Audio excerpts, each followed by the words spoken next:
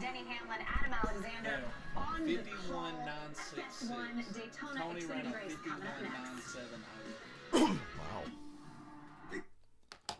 So, yeah. I think even it close with this qualifying. Hola. Time for another day of watching a race and periodically playing NASCAR Thunder throughout. Dylan's doing a 12-race season right now. He's third in points. They're at Pocono. If y'all don't know, I'm not the best at this game, so or NASCAR games in general. I feel like I'm not good because I can't play that simulation shit. Fuck. Excuse me. We're back on the microphone today. Just so I feel comfortable leaning away from the computer so I know I have the mic with me. But at least I know if I ever need to stream with a laptop mic, it sounds fine.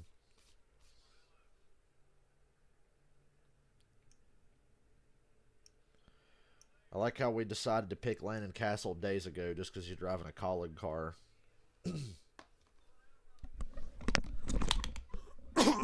Excuse me.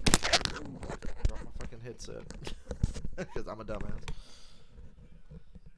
Let me check the sound levels again. There we go. Obviously it's working.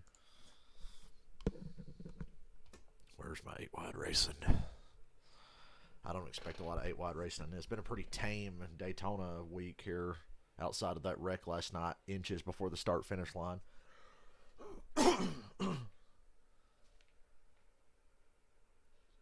Never in my life have I seen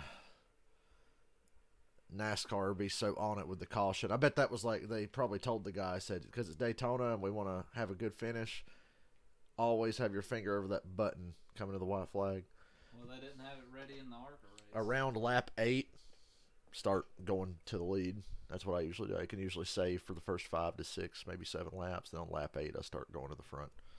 I'm coaching Dylan on how to save gas at Pocono, because in NASCAR Thunder 2004, every time I've ever raced at Pocono, you will run out of gas on lap 9 of 20, and the AI can go to like lap 11 and make it on one stop, and you'll run out of gas into the race. So I figured out how to save gas and make it on one stop.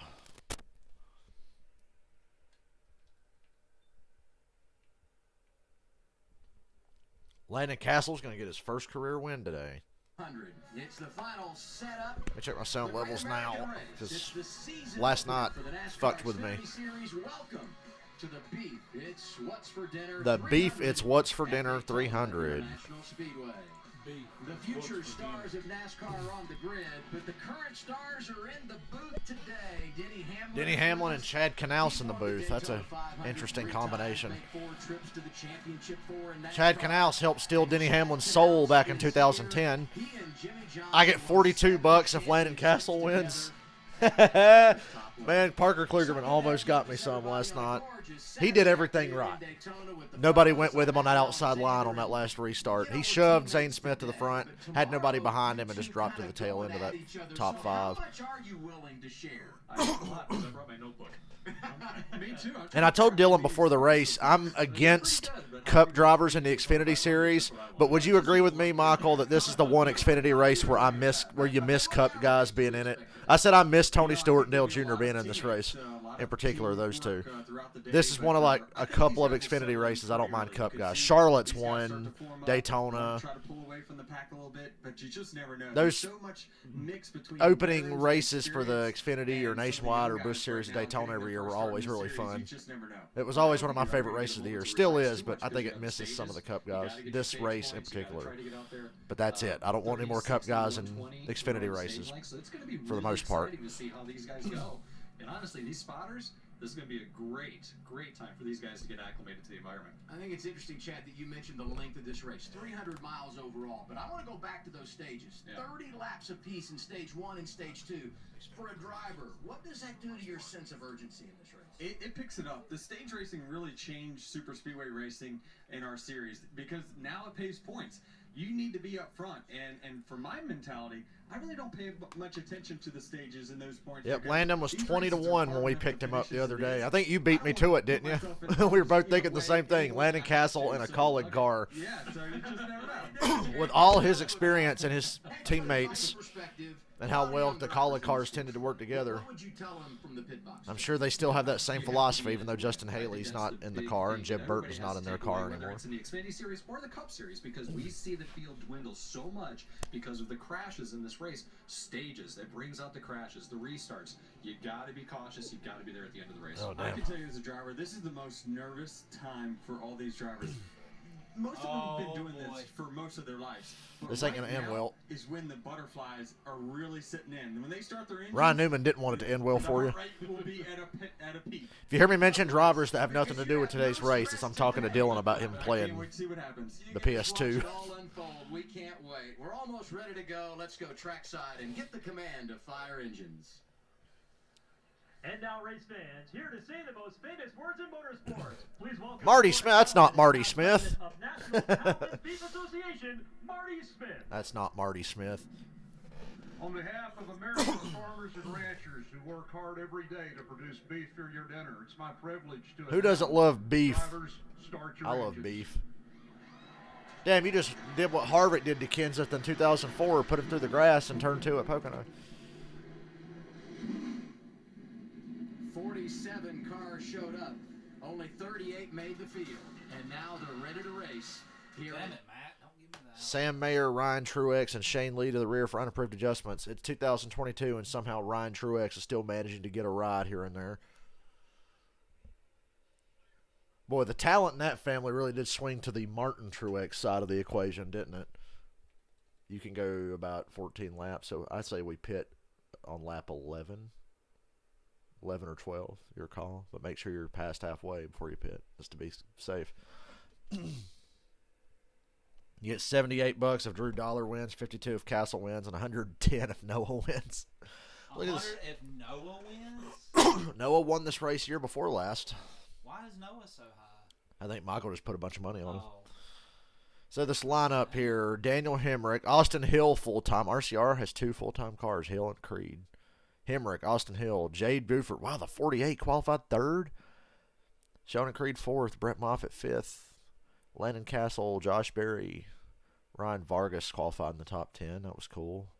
Brandon Jones and Riley Herbst, the 2 worst drivers in the field and the best equipment. Allmendinger, Drew Dollar, Brandon Brown, Noah Gragson.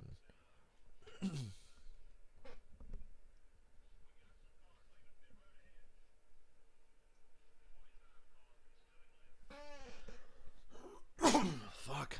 I just ate dinner.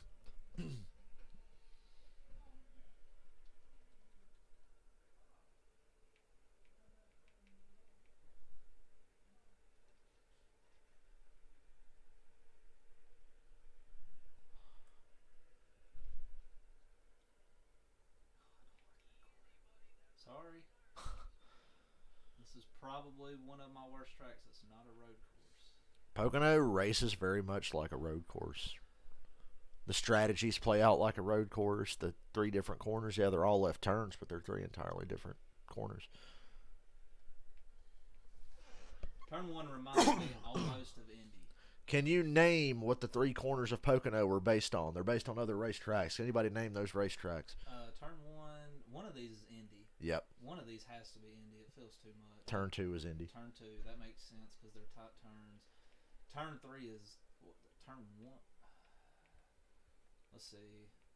So that one's Indy. That makes sense. This next one's one you've never watched a race on before. This next one, I just gotta not. That's gotta be Homestead. Milwaukee. Milwaukee. Yep. What's?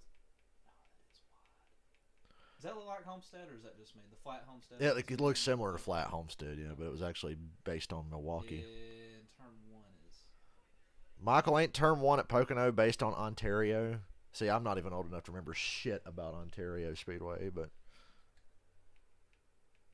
I think turn 1's Ontario, turn 2's Indy, turn 3's Milwaukee. He's racing at Pocono, of course. Drew Dollar in a Gibbs car. I'm looking in this top 14. I think Castle, Riley Herbst would have been a fun bet. I mean, if Ryan Reed can win at Daytona in the Xfinity Series, I don't see why Riley Herbst couldn't.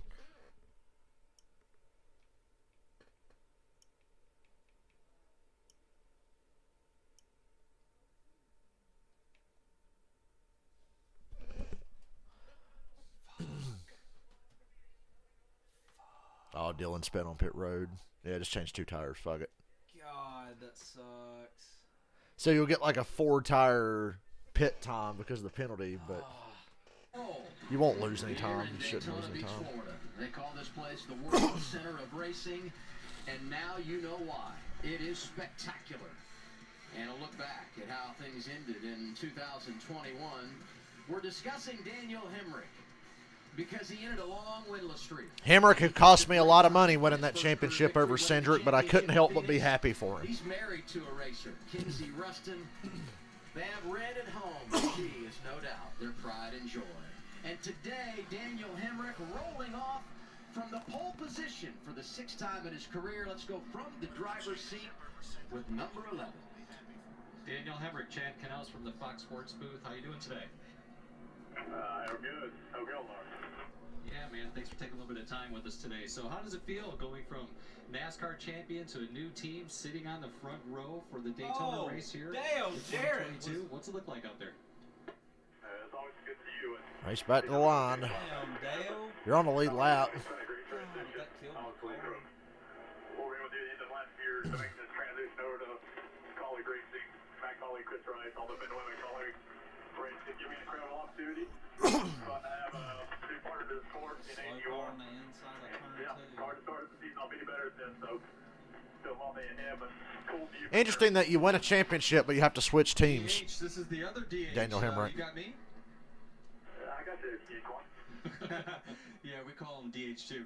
Well, you're with a team now that historically has got some great results on super speedways. Have you already had those team I was meetings about to about how say you guys are yes. going to work together today?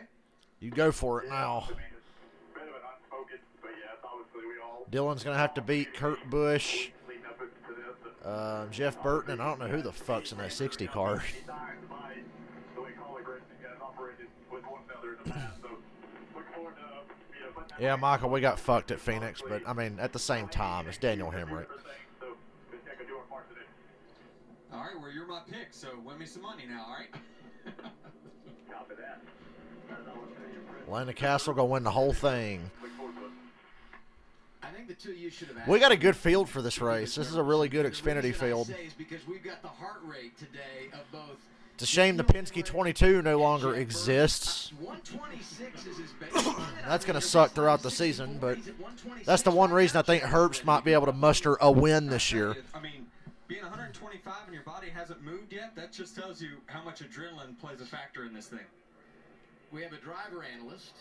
We have a crew chief analyst.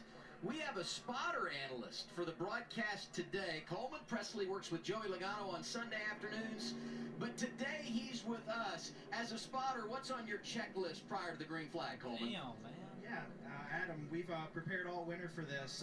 Watching film, talking to our driver. There's a lot of new spotter-driver combinations out there today. Figuring out what the tendencies that they like, what tendencies other people in the field have. We're just constantly evolving like the drivers do and like the draft does. For the casual fans, I look at it as saying we're a coordinator like in football, sometimes offensive, sometimes defensive. But our job is to give the drivers the best information, let the quarterback do his job, and maybe help the crew chief out a little bit too, let the head coach make the game-winning calls. So look forward. Oh, I love my football analogies in racing. That's like my biggest pet peeve in racing, because that's like the main thing that got NASCAR into deep shit for about a decade was we need playoffs, and it's like others. It's like football, and there's a crew chief who's the head coach, and the driver. It's like enough with the football comparisons, please. One that big cooler full of beef. So I hope he shared with you, Coleman. Oh yeah, we enjoyed our steak. This race needs an Earnhardt. I know Jeffrey Earnhardt's in it, but he doesn't count. One here in 2014, Regan Smith on pit road this afternoon. Well, Adam, Coleman Presley just talked about Regan Smith won this race in 2014 simply because Dale Jr. sped on pit road. Part owner of Jesse Iwuji Motorsports, your first trip to Daytona.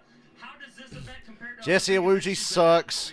Emmett Smith's going to be real disappointed when he finds out that Jesse Iwuji's actually just not a good driver. I'm excited about my driver Jesse and what we are able. He's the only one excited about Jesse being his driver. To be back here in the state of Florida and Daytona itself, but I was at the Super Bowl last week. This is just as big for what NASCAR represents. Evan, we appreciate you being here. Good luck today. NASCAR's nothing like football. Racing is nothing like any other sport. 19-year-old That's why it's its own subgenre of sports. It's motorsports. Motorsports are not like other sports. So you think maybe he'd have some nerves, but I talked to him just before he got in the car, and he said, I just like to get in the car. I think Chad Knaus is going to make Adam Alexander tolerable today. Dylan, you're going to win Pocono. Listen to your spotter, Tony Hirschman, and be decisive, and you might have a chance. A spoiler up in the air creating drag didn't really help, but you got it done. First time he's ever raced here in an Xfinity car, but keep this. We're going green next time, I believe. He had never raced one of these. When on the road course goes out and wins in his first ever start. I don't like late start times even for Saturday races, so because that stupid ARCA race that was a waste of everybody's time. This race had to start at 5 o'clock. Remember, Josh Berry's full time this year. Thank you, Josh Berry, for exposing what a waste of a ride Michael Annett was. Never been on a road course, goes out and wins it. So who knows what happens today? I think we'll have a great shot. Solid teammates right there with him as well. So there's a lot of history that's there to help support him as he's going through this race, because as a young driver, this race is really exciting. We saw the heart rates already up on the drivers, and you know his is up high as well, just like Denny spoke about earlier. You can't help but feel the energy. I mean, anytime you're getting ready to go green at this place. Absolutely. I feel it. It's 5 o'clock in the evening. I slept till 3:30 almost because I decided to ride my bike last night instead of going to bed. Last race until the big one, so you can see how many people were here today. Look at my pack stands. They know that this is a big event for them. I hope this race is a lot like the Talladega Spring race last year for Xfinity. That was a good super speedway race. I thought the summer race here at Daytona last year for Xfinity was good. You got a lot of inexperience in the field. A lot of young. It's one of the youngest fields I can remember seeing for a race at Daytona ever. The old men are Allmendinger and Josh Berry. Green flag. And the cars that are going to pull out front here is the ones that are organized the most. It's all about numbers. It's all about the distance between the front car, rear bumper, and the one that's following. Daniel Hemrick shoots out to a 2-car length lead. The field's 2x2 behind him. Who's going to get the bigger push coming off of 2? I think it's going to be the inside line. Of course, we can't see it because Fox is the camera too damn far away. What a beautiful sound, Adam. Yeah, it's a drone cam, all right. It's almost a full lap for these guys to truly get up to speed. Look at those dots down there, Dylan. It'll take a little time for them. Okay, so the inside line got the push, but the 21 of Hill moved up to the outside. That brings Jade Buford up to the inside line behind the leader, Hemrick. I hate that Jade Buford's running well because I hate saying his last name. It sounds funny when I say it. Hemrick leads lap 1. Sweeps up in front of Austin Hill. With this type of car, we've seen that in the past. He can really bog down the one lane, let the other lane get up and get inside or alongside the outside. Just going to be curious to see how that develops throughout the course of the day. Yeah, what so many people don't understand is the draft really comes from behind. It's not about, you would think when someone pulls up in front of you, oh wow, that's going to give your car an advantage because you don't have the air coming on the front of your car. It's all about the back of the car. It's whoever can get someone closest to the rear bumper. It's like hitting the nitrous button. Many times that will dictate tempo on who you want. We got a slow-mo replay of something happened. Oh my God, somebody lost their window. Is that out of Alfredo's car? Alfredo lost a right side window. That might bring out a caution depending on where it landed. And yeah, he's got to come in and put a window in. Motorsports in the 23. Ran Cup full-time last year after a full-time Xfinity schedule. Austin Hill going for the lead. His teammate Sheldon Creed goes with him. They've left Hemrick up on the outside. He's got his teammates coming. But that was a nice move by Hill to get the lead. I think Hill's going to be competitive this year. He's finally in a competitive Xfinity car. Damn, that 11 car, Hemrick's got speed. He was like hanging door to door with him with really no draft help on his bumper. Now they're pretty much even and he's side drafting Hill. One thing I would say, if something's going to go wrong, especially mechanically, have it happen early because you know you're going to get some cautions that will open the door for you to get laps back if you lose them coming down the Who's going to lead this lap? It's going to be Hill. Austin Hill leads a lap. Like you said, you get a lap down, get your wits about you, fix the issue, and you can. Whole field's still 2x2. They haven't trained out just yet. Two teammates, the caller cards up top, the RCR cars on the bottom. That's something you're probably going to Yeah, this series is weird with no 22 car. teammates last year.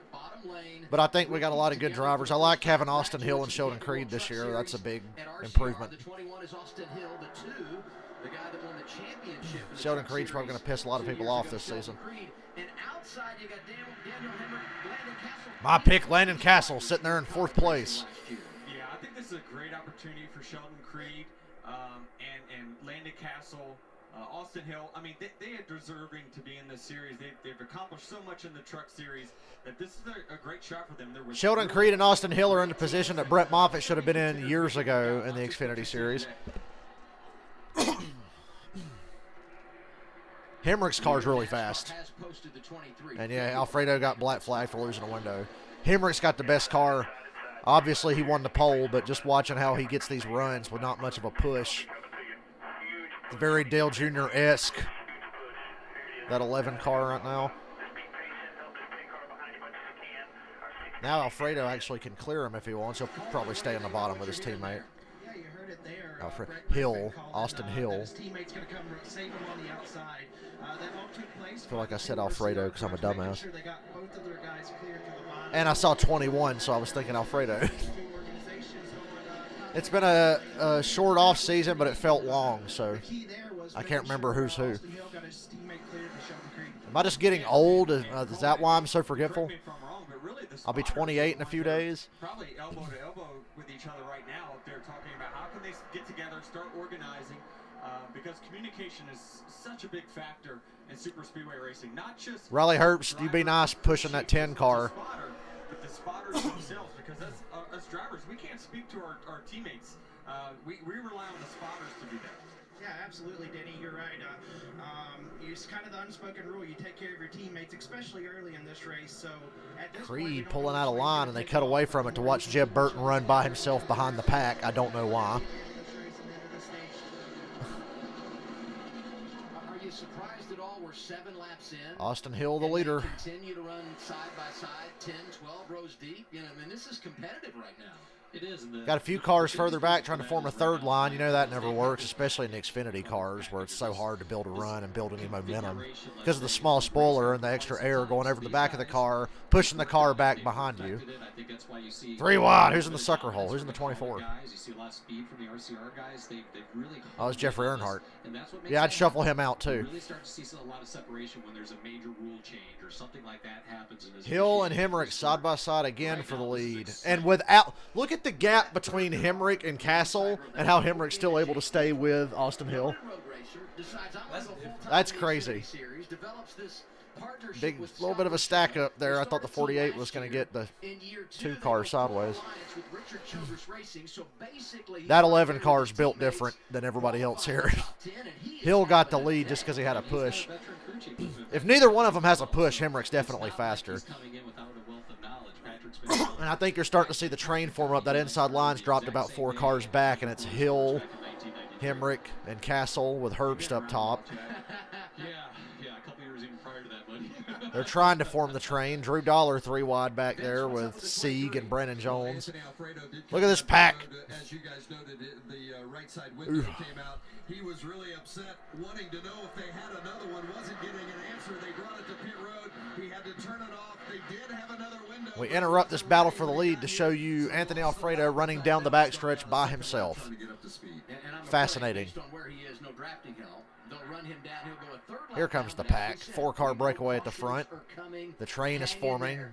Don't worry, it's a short stage. It's only 30 laps. I can handle 20 laps of train. Hill, Hemrick, Castle, Herbst, Noah Gregson, top 5. 9 laps in. And Drew Dollar almost got crashed like he did in the ARCA race. I woke up and watched the last 20 laps of that ARCA race. I'm glad I only watched that much, but even that was tough to sit through.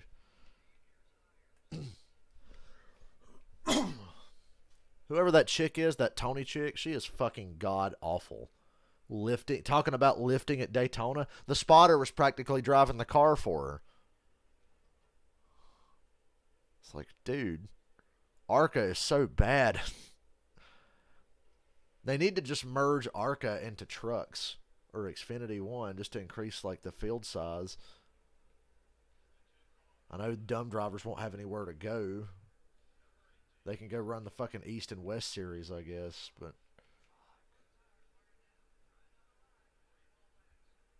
Dylan's running Indianapolis right now in his 12 race season.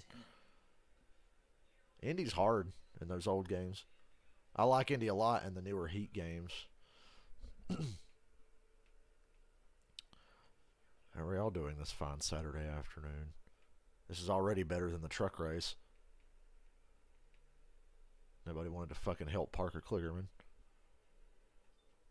That was a good pick by me, though. He did get a top 5. And not a lot of people would have picked Parker Kligerman. Hell, you saw his odds. Oh, God, Ricky Rudd just fucking Dylan over every fucking chance he gets. That's fine. I hate Ricky Rudd. I never liked Ricky Rudd in real life. I like him now, but I didn't like him back when he was driving. Ricky Rudd wants to kill Dylan. That's fine. We got kill shot lined up. He's a hard-nosed racer, that Ricky Rudd. I thought it was a bit rich when Dale Earnhardt once said they ought to park that son of a bitch talking about Ricky Rudd. It's like, yeah, Dale, you're one to talk.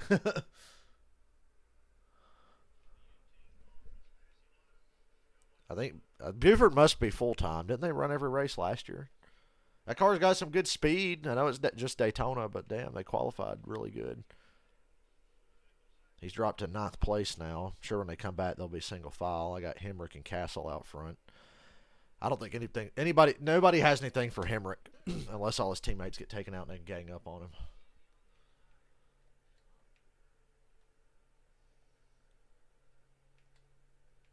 You want to go ahead and pit, you can.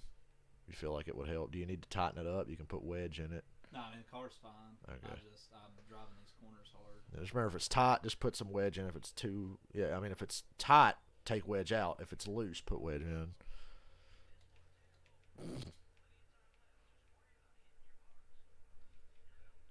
And we're back, and the train is a-rolling.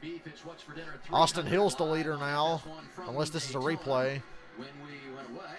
Hemrick got the lead back with help from Landon Castle.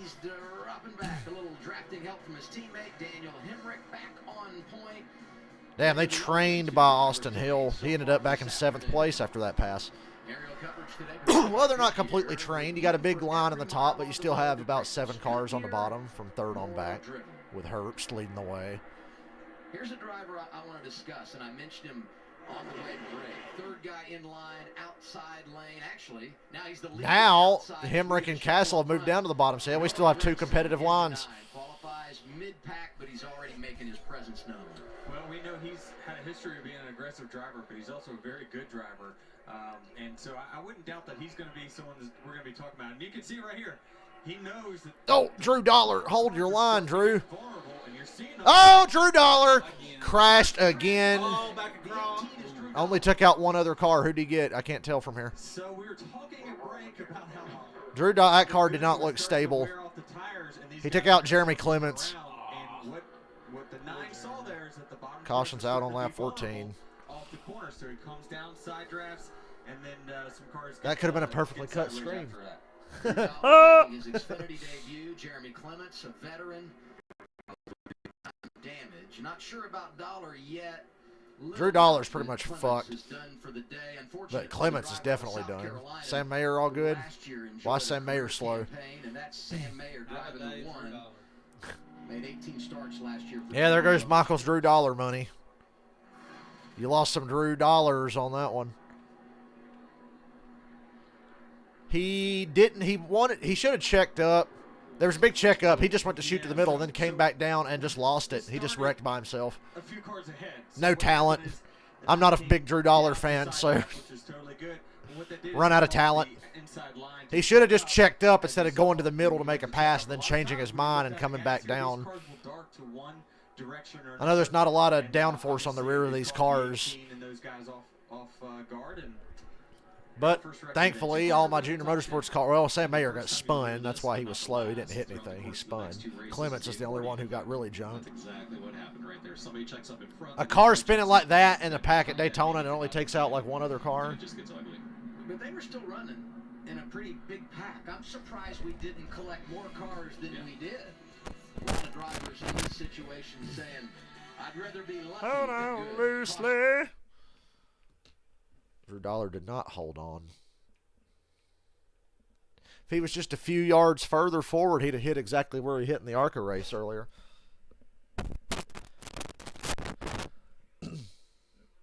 Landon Castle's going to win. I've said it all week. Landon Castle, first career win, going to happen today.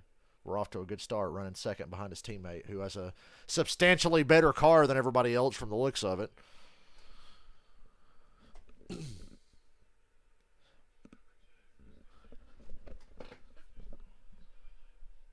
I ain't made my pick for the 500, Michael. Nah, a Ford's going to win. I think a Ford's going to win. I think I'm going to pick a Ford tomorrow, but question is, which one do I want?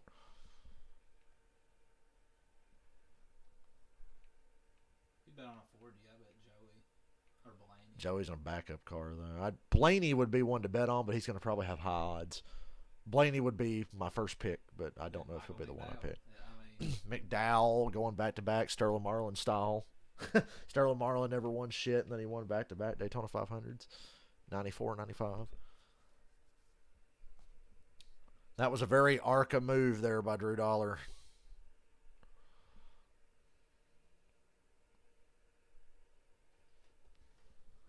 Steve Park slow off the pace. Dylan puts him a lap down. We're coming to 3 to go at Indianapolis.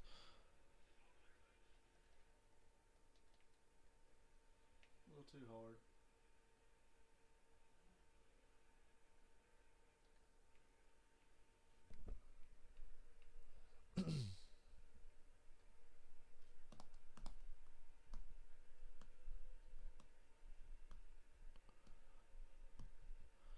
If a Toyota wins, it'll be Bubba or Hamlin. But I think a Ford's going to win. They got the numbers. They've got the speed. Hendrick cars are fast. I don't know how they're going to race, though. Although last year it's kind of not fair because I think Byron and Bowman got wiped out on lap 15 last year in that big crash. Chase ended up finishing second. He had a good car, just didn't have a lot of help. The dominant cars of that race was Hamlin and Bubba. I felt like they should have won, but they got fucked on the last pit stop, and it gifted the race to Logano and Keselowski, and they shit the bed and gave it to McDowell. So it was just last year's Daytona 500 was a battle of who wants to lose it more. So do you trust a Ford to win? I trust a Ford to win. Thursday was not a coincidence. I doubt I pick a Roush Ford. That'd be crazy if they were able to win. One of them was able to win. Sweep Daytona completely.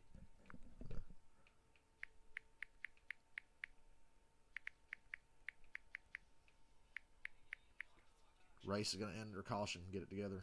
Oh, hell. If it would just flip back over and roll. Come on, get on wheels.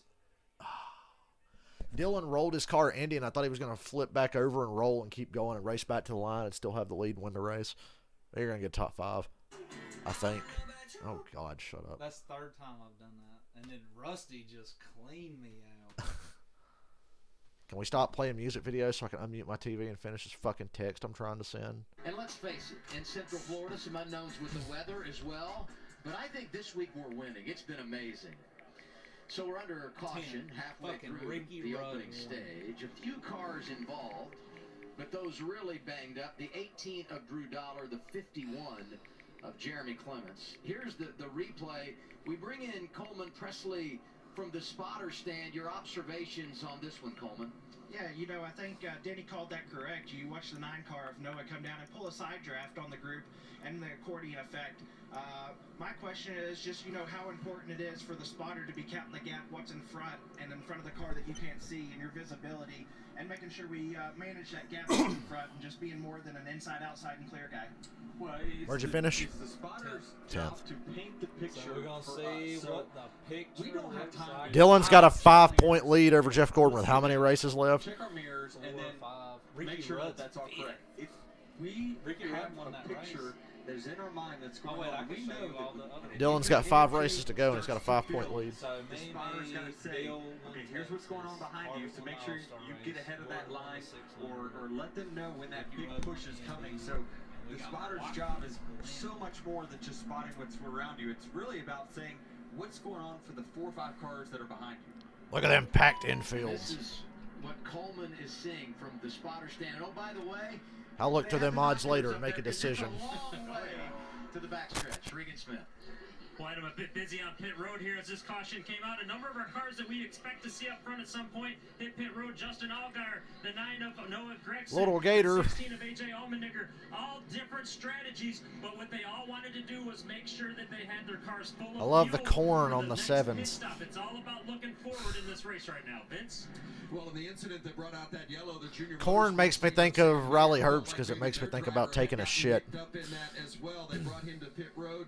Looked at the body. Good. The body looked good. Changed 4 tires. Made some pretty significant chassis adjustment. But they dodged a bullet there, and they are back out and didn't lose a lap. So all good for Sam Mayer. And I'm going to guess the reason these guys are pitting now. Sam Mayer said, spun out. And unlike Danica, he's able to keep it off that inside wall. Love that paint scheme on Mayer's car. Lengthy cleanup continues. I'm watching Dylan qualify at Watkins Glen now.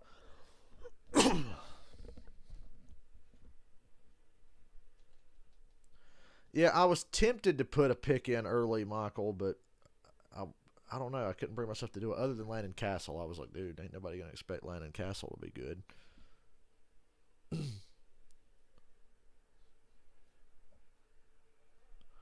$4 worth of bets. Okay. Well, good. We'll pick 4 Fords. Or I'll do 2 $2 bets. I'm not sure. Who do we want to win? Landon Castle, Chris. Landon Castle, and I get $42.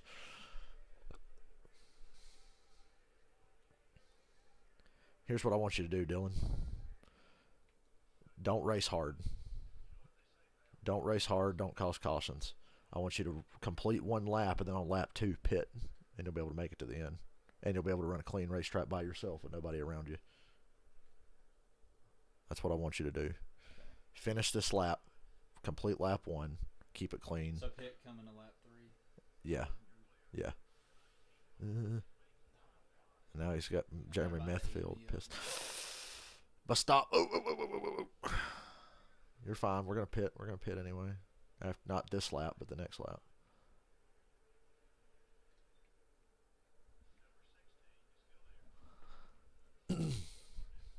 I like the corn and them Hungry Man dinners.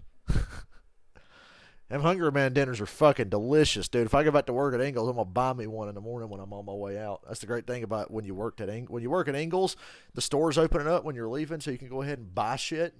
So I can like buy my breakfast in there. Although at night when we'd go on lunch, they would the manager would open up a register and we could buy shit if we wanted to. They're pitting already. Yeah, like I said, you can make it. So we're gonna pit this lap.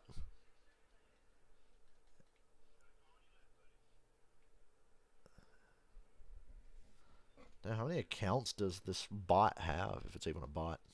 Hold on.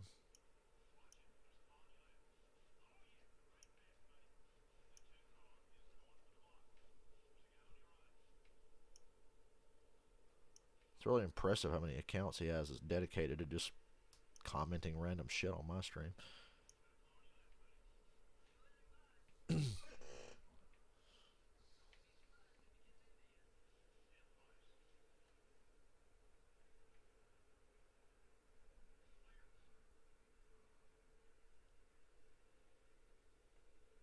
And we're back. 11 laps to go, stage 1, when we go back to the green flag. And a couple of things to mention, Noah Gregson and the team. Pit this time, Dylan, pit this time. Penalty there, uncontrolled tire, so he starts at the rear. The 07 of Joe Grapp Jr. Castle and Hemrick on the front row. Castle's going to brake check and let Hemrick in front of him, and we're going to cruise. And also, we'll let you know, Jeremy Clements released from the care center. Drew Dollar has gone behind the wall. He, too, is done for the day. Drew Dollar done. Jeremy Clements is out of the race. Landon Castle's. Yep. Landon Castle's going to let Hemrick down in front of him. Of course, we can't see shit because of Fox's brilliant camera work. There we go. Now I can see again. Hemrick, Castle, and Herbst. 1, 2, 3 on the bottom.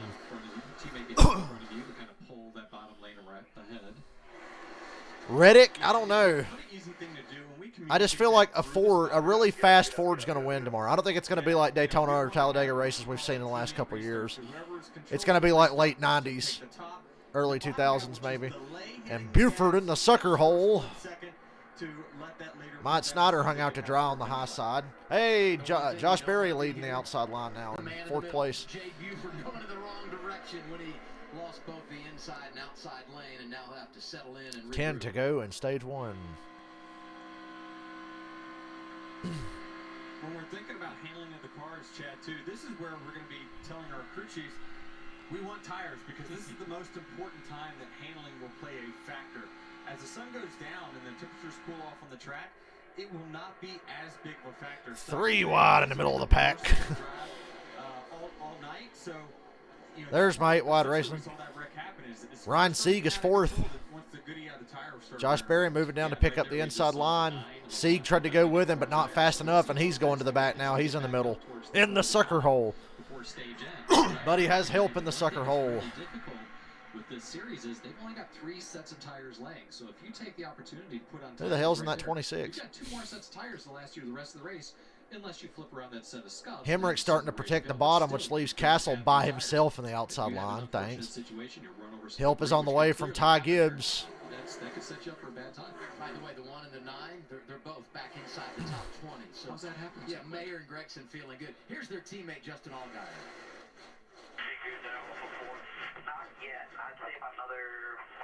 Josh Berry's making a lot of moves. Whatever line gets in front of him, he goes the opposite. Josh Berry's changed his line like 3 times in the last 2 laps.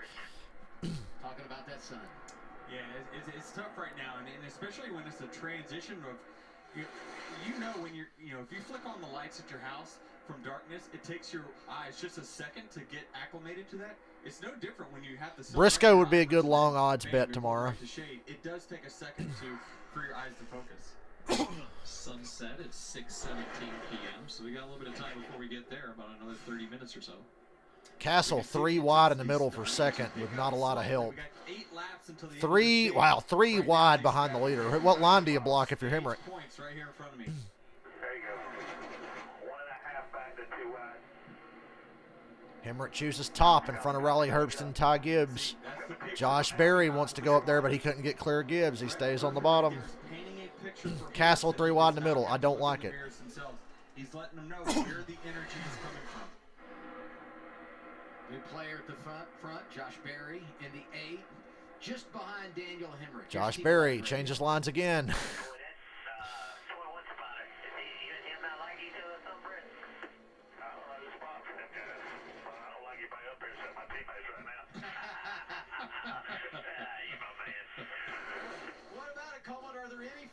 Spotter stand?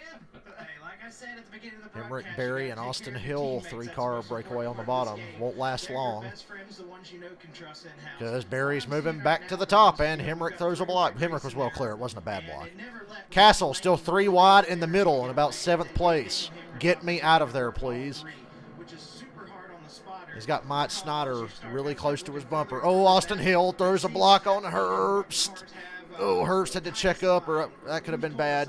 So a lot of interesting stuff's going on right now, and most of it's because we don't have much loyalty with each other. We have a lot of different. And nobody's still been able to consistently get in front of Hemrick. It's just a stage, guys. Austin Hill blocks Josh Berry down to the yellow. These guys are making some dicey moves right now, and they're just they value the points so much, but. Castle finally in a good spot. I think he's ahead of the 3 wide situation and on the bottom line. Back in the top 5. And Austin Hill goes to the outside, and Hemrick goes with him to block. When you're listening to your spotter like Coleman, he's up there helping us out today. A lot of young crazy dudes in this race is all I know. Having that spotter, and how quickly does that show up? I tell my guys, there's 3 things in life you can't buy: trust, love, 5 laps to go. So how long does it take to get that trust with your spotter? I think it happens pretty quickly. And if you look at my super speedway results, it was we really turned the corner the day that we. Dylan, you're going to win Watkins Glen because of my strategy. No, we had a caution at this time of racing and restarted, and it gave me the lead. And literally restarted. Because you were already pitted. So. He tells me this is happening. Well, they were single file. Here comes the dinger for the first time today. He jumps out of line. If Allmendinger gets hooked up with Hemrick, these guys are fucked. Did you guys go through a series of Hill and Hemrick saw him coming. They moved down. Ty Gibbs follows Allmendinger. Here comes Noah Gregson. reviews as much film as I do. He is really a student of the game. Dylan, you want a road course? And he's up there today. I Working with the 26 of Ryan Truex. My And crew we have chief. another Crew chief made the right call. And Tony Stewart. We pitted backwards. Did that backwards road course pit strategy. Second behind his new teammate, maybe And Allmendinger is now second place. We heard the call it, guys. Said the 16 isn't And he's there following his yet. teammate Daniel Hemrick. You know, AJ has really got And some if great Castle can control get of there, his we can run the show. And really, you know, Hemrick's biggest ally is that 16 right behind him. So, Yeah, AJ's not going to make any crazy moves on his teammate, I don't think. up until probably the final lap, then AJ's probably going to try to go get that stage win himself. AJ knows how important. Good racing so far. He won the regular season championship last year. Choo-choo train coming to 3 to go.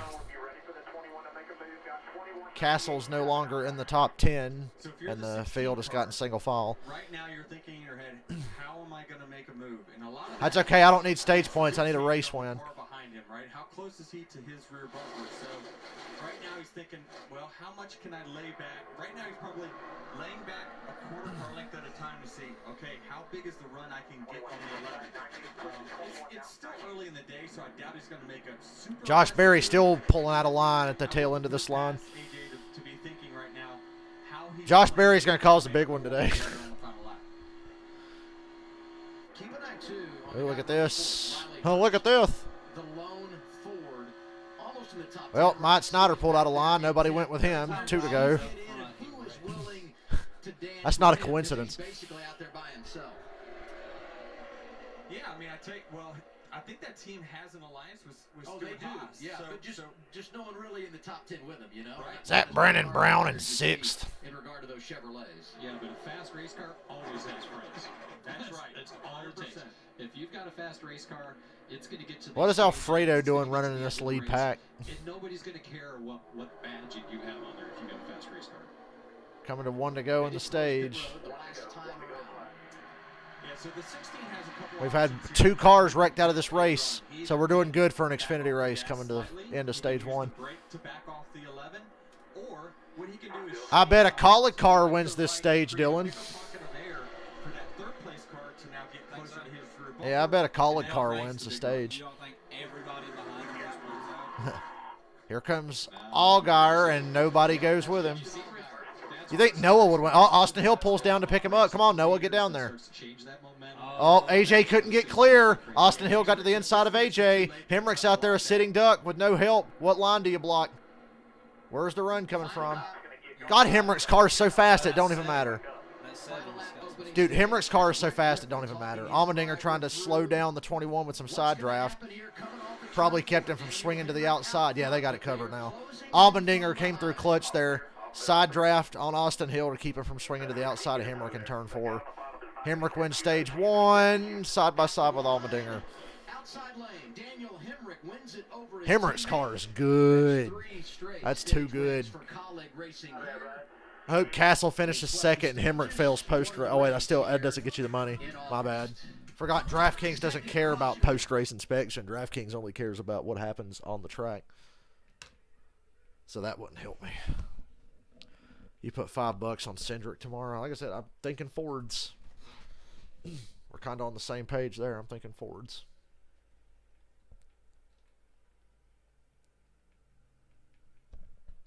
Well, that was an exciting stage 1. Darlington's drop. I want you up here, buddy.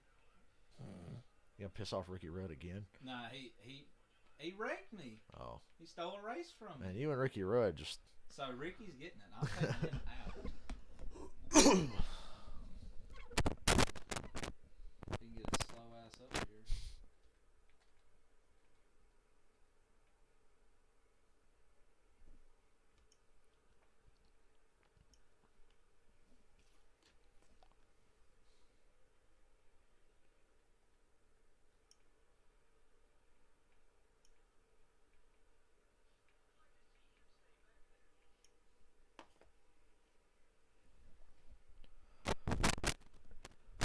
Hemrick is your points leader.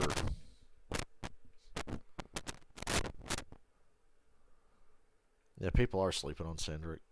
think it's because he didn't show much in his Cup races last year. Even on the road courses, he didn't seem to show a lot. But it's a new car and everything, maybe.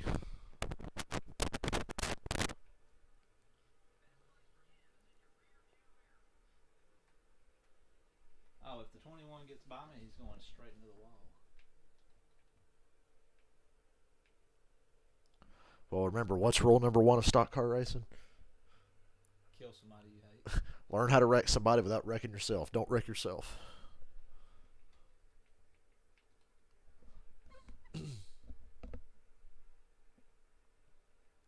That 2002 paint scheme on Junior's car is so much better than the 03 one.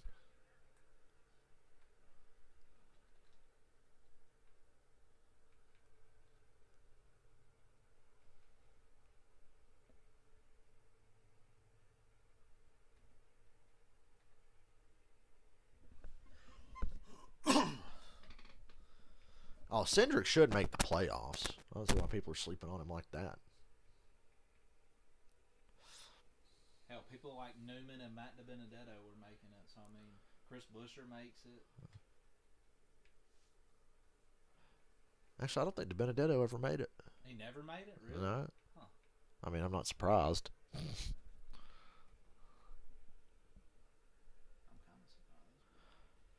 Like, not even a slip-in, because, again, people like Chris Buescher make it. Well, one thing I will say about Cindric, the only reason he kept his ride is because of who his dad was, because early in his career, he was a fucking joke, but had a world of talent.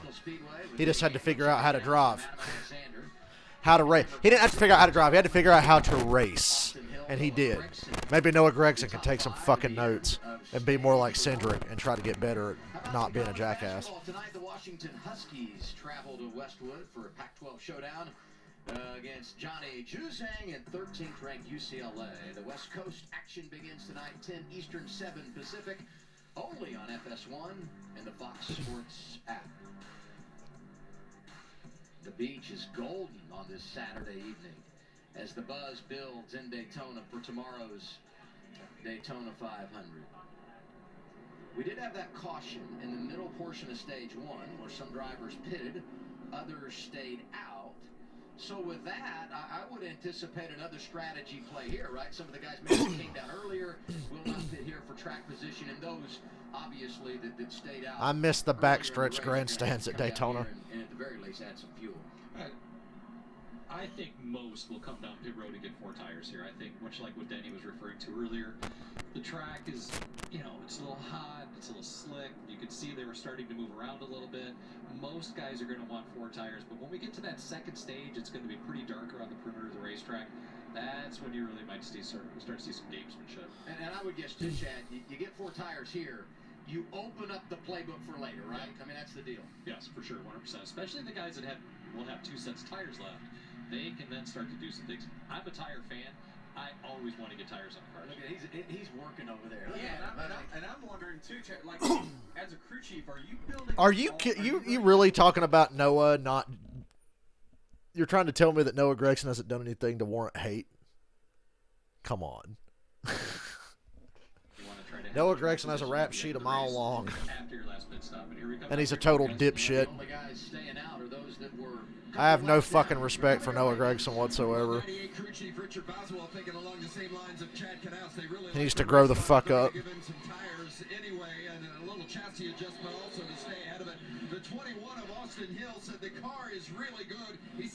And I hate rooting against him because he's driving for Junior Motorsports.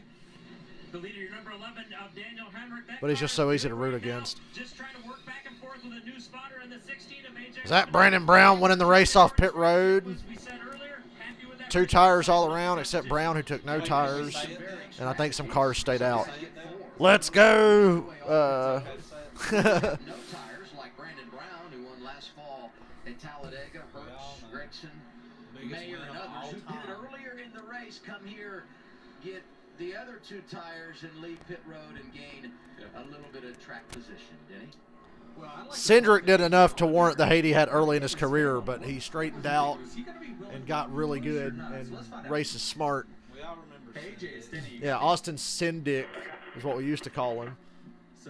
I don't think anybody wrecked more cars than him there for a year or 2. In the final lap When people are making compilations of all the stupid shit you've done behind the wheel and all the cars you've wrecked, then you probably deserve a little bit of the hate. So Cindric deserved it early on, but he's really improved.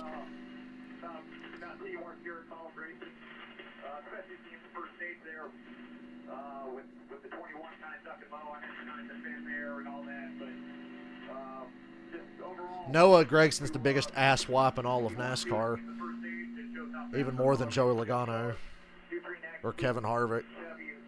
Handled really well, so far so good. Well, whatever you're doing's working. Those results. Yeah, Noah should have won 5 or 6, but he's a fucking choker.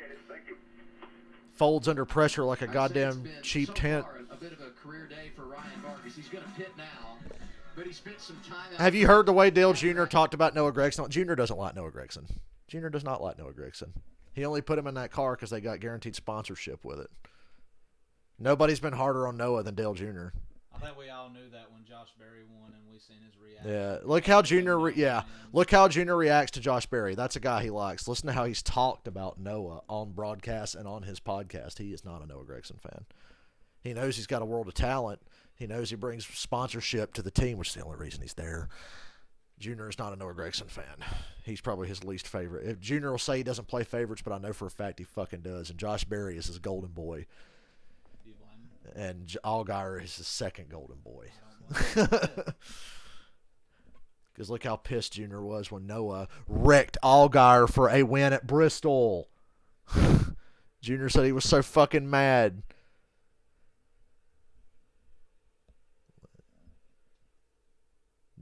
Noah Gragson has no fucking character. Him and his whole family. And Noah, if you ever hear this, you're a dipshit and so is your father. And you're lucky that I'm not Daniel Hemrick, or I would have wasted your ass on pit road at Atlanta last year. You're lucky I'm not Daniel Hemrick. Hemrick took it easy on you. Stomp your little fucking rich ass out. Fucking trailer park looking mother. I've never seen such a rich bitch look like such a trailer park trash bag bitch. That shitty ass haircut and his shitty personality.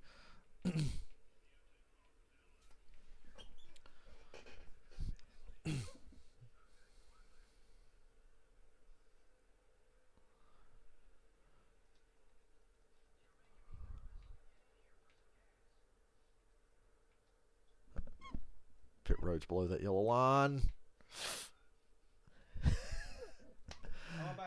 Darlington pit road's a bitch.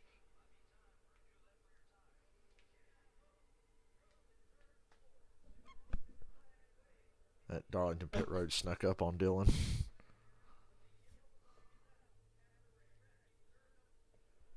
Let's ask Noah's fella. I bet if we asked Noah's fella competitors what they thought of him, nobody would have anything good to say because he's a fucking ass clown. Kyle Busch didn't like him either, and that's why he didn't keep him in his fucking truck because the loser could barely do anything. You drive the best truck in the series and you muster up one fluke win and give away about 15 others because you can't fucking drive. Noah Gregson's been a failure from day one. He'll probably end up in a cup ride and he'll hang around for a couple years and flounder. And then he'll be just like Matt DiBenedetto and fucking have to go back to trucks or something. Because he's too big of a dipshit. He's too much of an immature dipshit to last long. Nobody's as smart as John Hunt when it comes to that. See, he doesn't have half the ability that somebody like Ty Gibbs has. And Ty's a snobby little shit too, but at least he doesn't really do anything stupid behind the wheel. Well, in Xfinity. In ARCA, he did some pretty stupid, reckless shit. But that's ARCA. That's like what ARCA's for. Noah Gragson has the head of an ARCA driver and the talent of a really good driver, but he doesn't know how to put it all together. Cindric grew on me. Cindric had to win me over. Look at this car. We got Joe Graff and Brandon Brown on the front row in front of Riley Herbst and Noah Gragson. Sam Mayer, who spun in stage 1, stays out here and gets some track position. Or no, it was just Joe Graff that stayed. Everybody else pitted. So just Joe Graff stayed out. Brandon Brown won the race off pit road. Everybody else took 2 tires. I'm sure further back there's some 4-tire guys.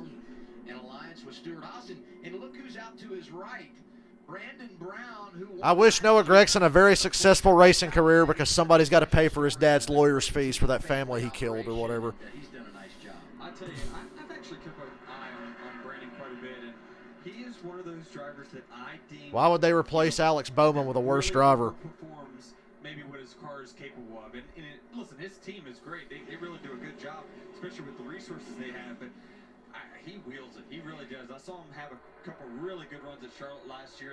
Stage 2. How long will Joe Graf Jr. have this lead? How long does it take for Hemrick to get from 9th to the lead? Because pit strategy, they lost track position. But they're still in the top 10. We know Hemrick seems to have the best car here. Listening to TJ Majors here, Brandon Brown's spotter. Yep. Coaching him along. There's Jeb Burton shooting to the middle behind Herbst, giving Herbst a big push. Brandon Brown and Noah 1-2. And Jeb Burton's now in the middle. Sucker hole time for Jeb Burton. What we heard right there on Brandon Brown's radio is let him know that the 9 car's clear and don't get slipped. What that means is he don't want to get too far out. Let the run get built up and let the 9 car get by him on the back straightaway. Obviously, the 9 has some help with some Chevrolet allowance behind them, so it's a realistic possibility. So making sure you know when that person's clear and when that person may possibly make a move. Can I tell you what Noah's thinking right now? The best thing to happen to Noah Gregson is that 22 car no longer existing. Because if Cindric was around, Noah probably wouldn't even come close to winning shit. Drives to the top 5, gets the penalty on that first pit stop, goes to the rear, drives back to the top 5, and now running second and maybe an opportunity to take control. Brown, Noah, Hill, Ty Gibbs, and Sieg. Damn, that choo-choo train formed up really fast now. Back and forth on the leader there. He's trying to create that run, and I would say here in the next few laps. Hemrick, Allmendinger, and Castle are 13th, 14th, and 15th at the tail end of this line. If I win, I'm going to go swimming in Lake Lloyd. As long as he keeps his pants on.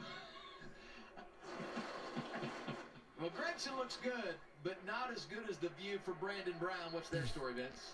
Well, you know, sometimes you just... Gee, what happened to Brandon Brown's great sponsor? He was supposed to... Oh, yeah, they went bankrupt. My bad. Like everybody knew they fucking would. What Denny was saying about Brandon Brown, we've seen an uptick in Brown's career. He made the playoffs in 2020, got his first career win last season. His crew chief, Doug Randolph, told me, we're as confident here as anywhere, so why not? And remember, he was runner-up a year ago. And right now, look what's happened. Look at how many cars are in a row on the top line following Brandon Brown. This is exactly 8-car breakaway at the front. This is the stage of the race, Denny, that I feel that the drivers... The cars behind him ain't too far back, though. They're going to ride. They're going to want to get to that next stage. Brandon Brown's like, hell yeah, let's ride. Choo-choo train. To the first stage. So right now it's the time for them to just kind of catch their breath. It's going to ramp back up here in about, 15, 20 laps or so towards the end of the stage. But right now, they're happy, content that we're going to make it to the second stage here. We'll make our move a little bit later on. One guy I'm noticing here in the top 5, we haven't talked about him today yet, Ty Gibbs. Well, and Ryan Sieg's up there, too, and having a great day out of the Ford camp. Coleman, you and I talked earlier today about the line of communication from the spotter stand to the driver. When we get in the circumstance we're in now, drivers riding the wall, what are you saying? What are you thinking here? Put a 50-cent bet on Joe Graf Jr. Well, he had the lead for like half a lap. Old Brandon Brown's hanging in there, though. There's a lot of strategy going on right now. If you look outside of the top 10, the first thing that sticks out to me, really fast cars, the 16. Well, Riley Herbst back there jumped out of line, and nobody went with him, but can you blame him? He tried to get back up in line. Now the hole's closed, so Herbst is probably going to lose a bunch of positions here. Is how they're building a gap and how good they are at really working together to pick off one at a time. And Riley's in a painful spot right now, so he has. I thought Rudd was the leader. He started to try to advance. His partner jumped back up into the high line, puts the 98 stuck on the bottom all by you himself, are. and he's just like, well, anybody, oh, wait, what? please, yeah, you're a leader. Help me out. This teammate was like, I'm not good. Not good. Anybody going to let Herbst in line? No. Choo-choo. Thank God it's a short stage.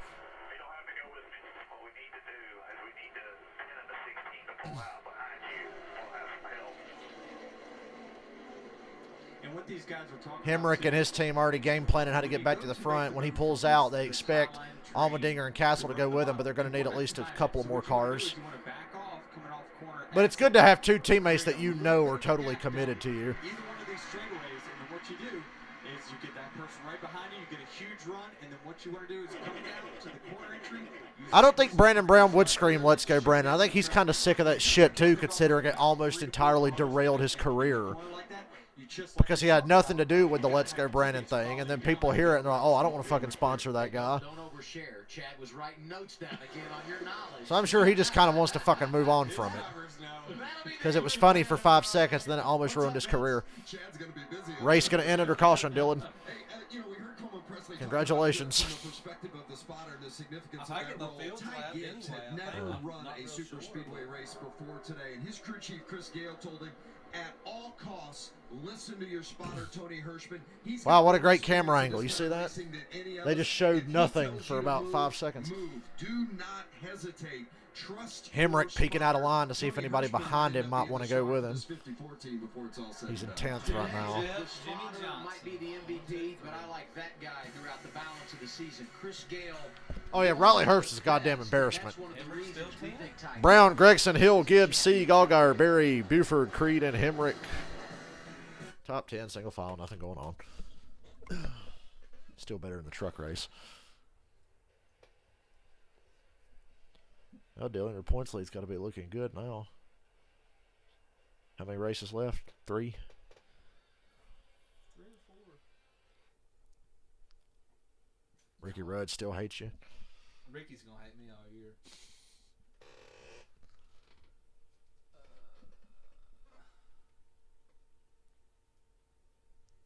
We lapped to 11th. Tony was 11th. Ricky Rudd was 12th.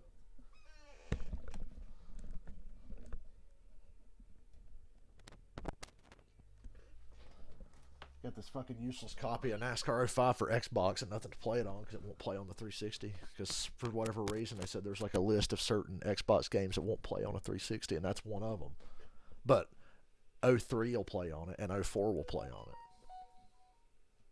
That was weird. I think it said like 03, 04, and 06 will play on the 360. Yep, 2 races left. We got Richmond and Kansas.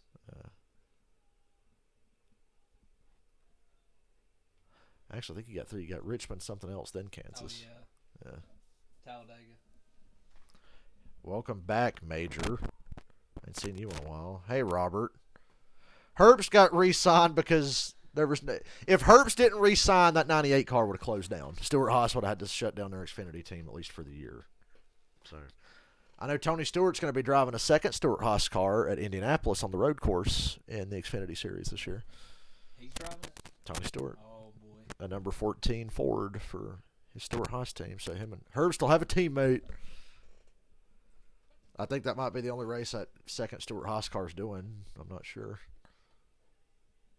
It'll be good to have the smoke back for a week. Oh, we got a 44-point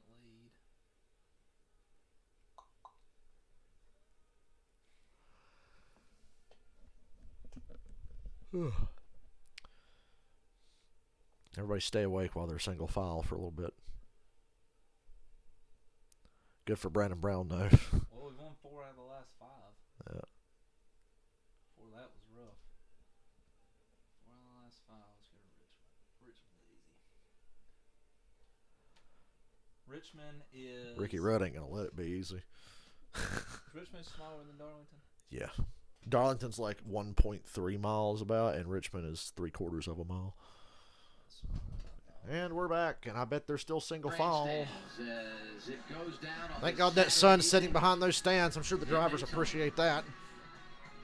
Oh, look at these funny photoshops. Fisherman's Wharf, are you kidding me?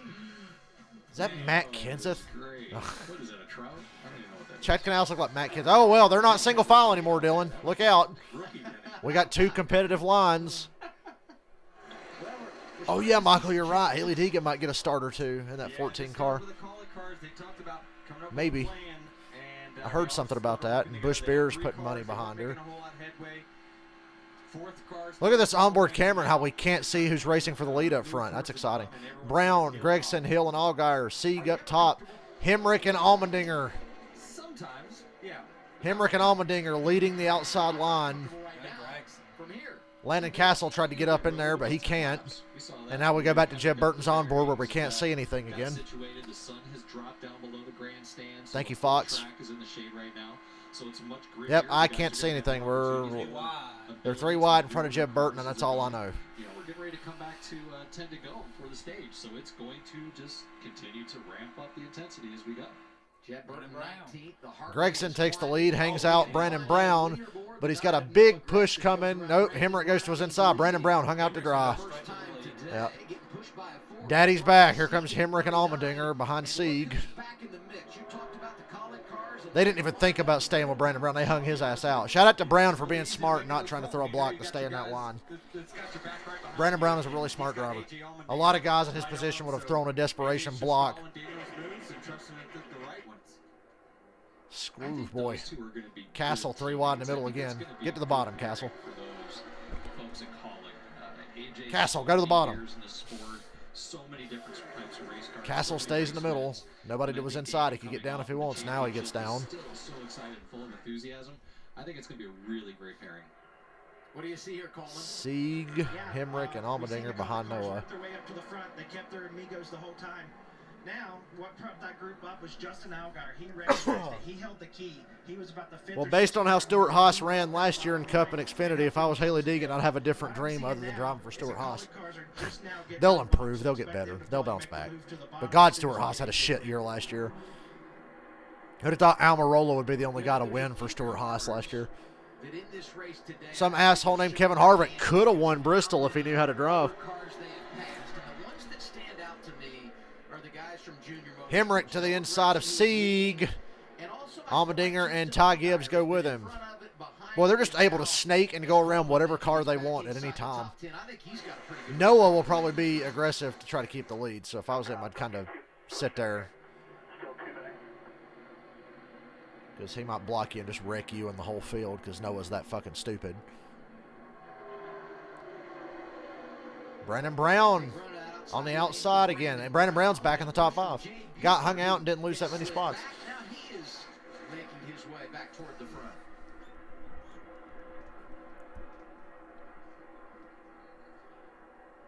Going to be 9 to go in our second stage. Better be a NASCAR nonstop. In control. We step aside, but you miss nothing. Okay, cool. Side by side still annoying, but at least it's not a full screen commercial.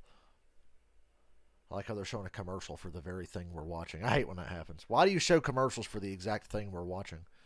Imagine getting a Super Bowl commercial at halftime. At halftime of the Super Bowl, they're going to show a Super Bowl commercial.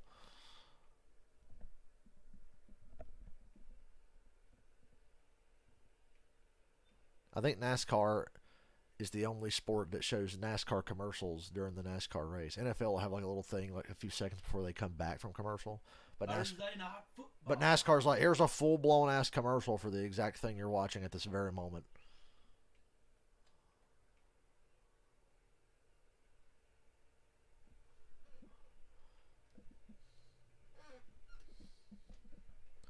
Gene Haas losing so much, you would think this is Formula One. Hey. It's okay when Stuart Haas switches to Dodge in a couple of years. And right as I say that, Karen, you posted the comment. Because I made the joke about Stuart Haas going to switch to Dodge.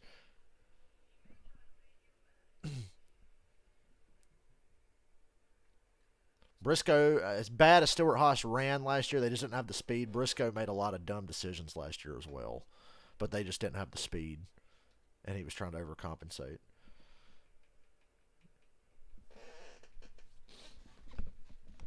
Could have won Indianapolis.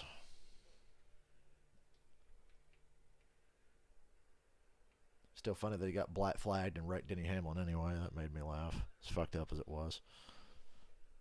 It's one of my favorite live streams we did. And I had COVID during that race.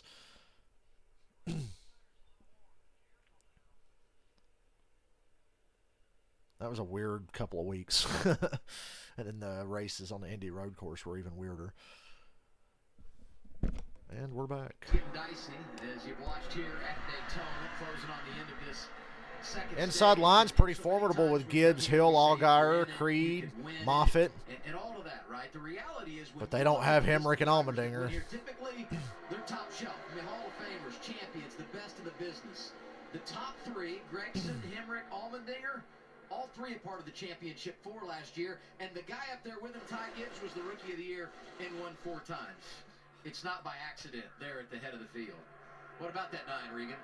Well, and we see the 9 and Noah Gregson leading the pack right now. He's been going back and forth, putting the moves on and The inside line is becoming a nuisance to Hemrick and Allmendinger. They can't pull down and make their move on Noah because that inside line keeps getting up to Hemrick's door.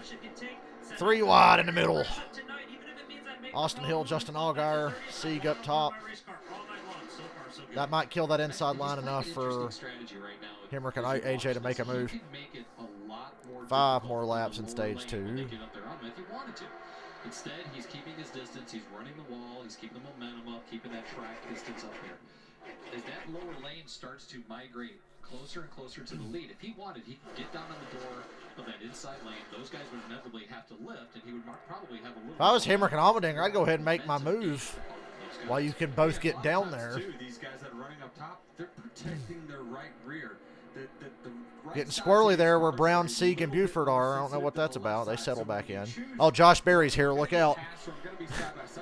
Josh Berry looking like Ernie Irvin out here today. That's just typically you want to have the cars be on the inside of you. Wonder if Hemrick will take this run to the inside of Noah here off of 4. He didn't. He was kind of laying back, and he had a run. I thought he might take it. Might not have been the exact run he was looking for. 4 to go. It's going to start picking up. It's amazing how they go single file, and you think, okay, they've settled down, and then within 2 seconds, they're back double wide again. 1-2, and you even heard it from Allmendinger where he was content pushing Daniel Hemrick there to the stage victory. Now they're going to gang up on the 9. They're going to make a move on it. There's no question about it. And they're going to be the ones that start to make the move for sure. That energy is building right there with Ryan Sieg and Brandon Brown. You can see starting to push. And what the 16 is going to want to do is time that, right? He wants to get back on the 68 when the 39 pushes the 68, and then that's going to allow the 11 to drop down, and they'll just shoot right past the 9. If it works out properly. Well, again, I agree with that. It's 3 to go, stage 2. What happens is when they back up from the 9, that also takes drag and puts it on his car as well. So not only are you building and getting I could believe the theory that Stewart Haas Racing stretching themselves too thin with Tony Stewart's racing career, the F1 team, and now they're going to have an NHRA team. He doesn't want us to tell everybody. Yeah, because what happens is a lot of these team guys, someone from JR Motorsports, I guarantee is listening to the college radio trying to figure out when they're going to make a move. So just tell me one thing on the radio. I'm going to use it to my advantage. Time starting to run out. 2 to go this time by.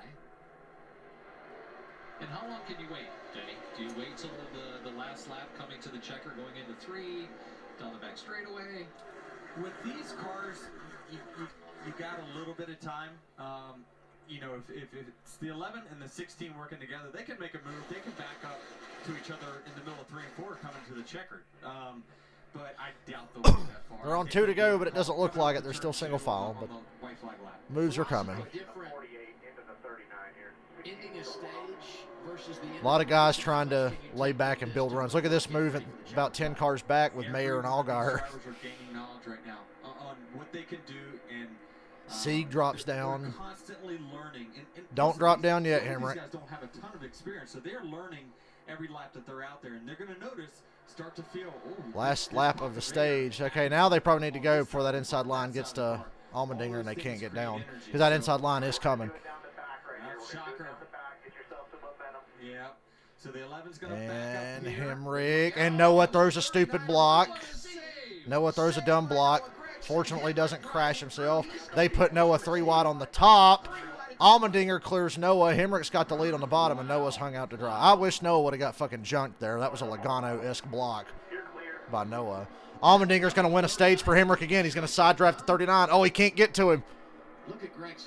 Sieg's going to have a good run off the corner here, but I don't think it's going to be enough to beat Hemrick to the line. Nope, not enough. Hemrick's going to sweep the stages with a masterful move. And Noah got shuffled to 14th. Really, he should have been shuffled into the outside wall. Interesting there because you had even heard That was a real, I didn't know if Hemrick's run was enough. It was a real lazy run. I'm like, yep, Noah's going to think he can block that because it wasn't like a quick run. It's hard to get a really quick run in these cars. The runs are so lazy and momentum based. Catch your breath, Noah Gregson.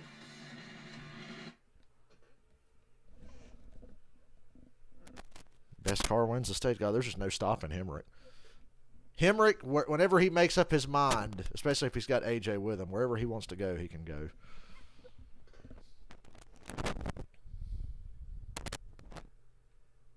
Have you pitted or something? Or okay. But neither of the leaders have pit. Okay. Because it's the 32 and the 38.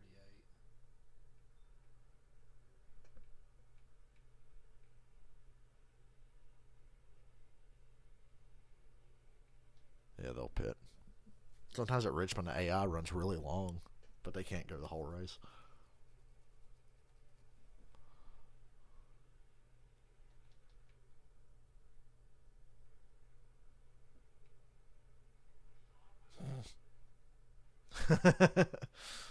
Oh, Jimmy Johnson.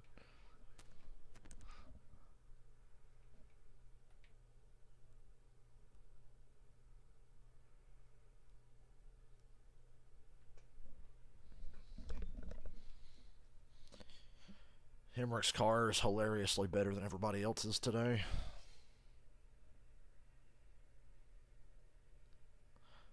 I like how people are forgetting that Ty Gibbs didn't know 100% certain that he was running full-time until, like, the other day. I guess their plan was to just run as many races in a row until their sponsorship runs out and hope that sponsorship pops up between now and then. And luckily for them, it's already happened.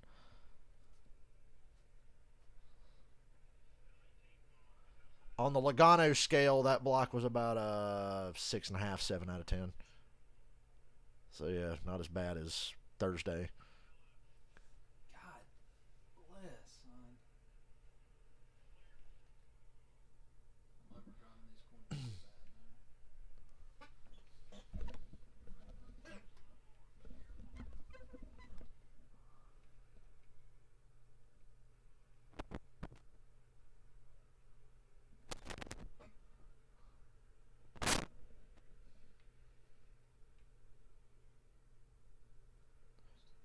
I really can't complain about the Xfinity Series package, even though I didn't like it in the past.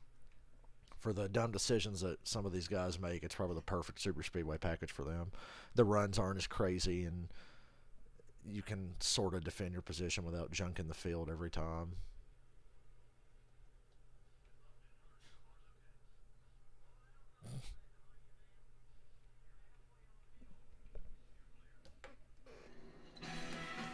Incredible finish to stage 2. In the beef, it's what's for dinner. Got Sam Mayer's car flew apart. The cow flaps on Sam Mayer's car broke off. Well, that's going to create some additional drag, I would say. Two big holes in the front of your car. Aerial covers today provided by Goodyear. Anything can happen as long as you have the drive. Goodyear. Anything can happen on Goodyear Ween. Here at Daytona International Speedway. And it's going to be an incredible final stage. And while we've been feasting on all the great race action here on the track today, fans have been having their own feast thanks to our friends at Beef. Riley Herbst's racing career is a mystery to all of us. Chefs put on a show with a grilling contest while fans got a chance at some roping, all a part of the fun here at Daytona.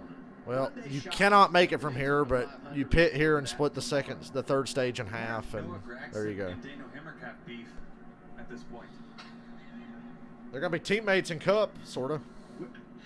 They got beef. They had a beef. They had a beef. Well, yeah, it'd be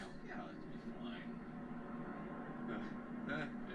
He looked at me like I was crazy. Well, sometimes I have to analyze political correctness, on television. There's nothing wrong with a pause.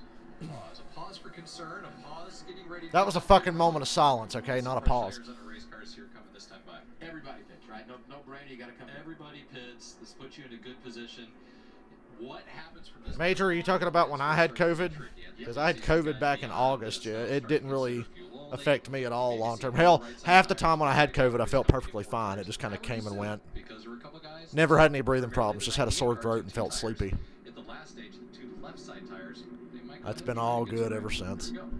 Daniel Hemrick leading them down, Vince. Speed limit 55 miles per hour. Sam Mayer, number one. Hood flap issue. It collapsed. It was never really the same after that initial spin early in the race. So they've got to tend to that with the 4 tires. The 39 of Ryan. Expect a lot more 4-tire stops here, and then for the rest of the day, 2 tires or no tires. Looks like a right side's only for Hemrick. Slow on the right side as well, but he's going to beat Allmendinger out of the pits. Hemrick leader, Allmendinger second, Brandon Jones third, Gibbs fourth. Everybody from 9th on back took 4, but the top 8 took 2 for the track position. After taking 4, and the race off pit road goes to the man that won the stage. That's Daniel Hemrick. We're going to have a penalty from somebody. Uh-oh, got an uncontrolled tire on somebody. Yeah, you can't do that. No, can't do that. Why don't we see if we can get our old buddy Noah. Quick, somebody run out there and get it under green like at Atlanta that one year. Hey, Noah, Chad Kennels in the Fox Sports booth. You got me, buddy? I hate that I made Tony DNF last night at Charlotte just because I fucked up. Noah, Chad Kennels in the Fox Sports. Hey, Noah, so you got fucking schooled there at the end of that stage. Tell us all about it. Hey, man, you've had quite an exciting day so far. You had a little pit road penalty there early. You rebounded from that, went out there leading the race. And Like I said, he looks like a fucking dumbass. Noah Gregson walks around looking like that on purpose. What do you think? Like a creative player. Yeah, I feel really confident. He looks like an inbred John Travolta. Black Rifle Coffee, Chevrolet, Luke Lambert, and the rest of the boys, they got this thing dialed in. The Henrik Bauer, man, there's a lot of steam under the hood. Probably one of the best cars I've driven here at Daytona. But, yeah, looking forward to this third stage, see how it plays out. I seen the calling guys behind me and knew they were going to make the move. I just need to be a little better. And, learn each and every time. So we're going to shake it off and try and see if we can go get one today. Well, you've done a great job, buddy. We wish you the best. And obviously, after this thing's over with, if you get that checkered flag, we're all going to be watching you jump into Lake Lloyd. Maybe you can talk Luke Lambert into going in there with you. Thank you. I appreciate it. Do you think that was a bit of an ego play, crediting all that Hendrick power with? Oh, we were so close to him just being out of the race. Would have made my day.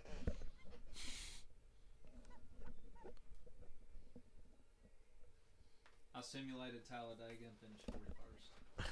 Why'd you sim it? I don't know, just to get to the last race. We were about to start the last. Oh, God, what's your fucking point lead, though? It was 70-something points. Oh, you've lost that. Points. I guarantee you've lost that if you finish 41st. 16-point lead going into the last. You better hope he don't finish in the top 5 with you. All right. That's what I wanted. A battle for it. Although, really, I had it in the bag if I didn't wreck myself in 2 races. Come out of the corner tight, hit the wall and spin. That running out of gas race really pissed me off.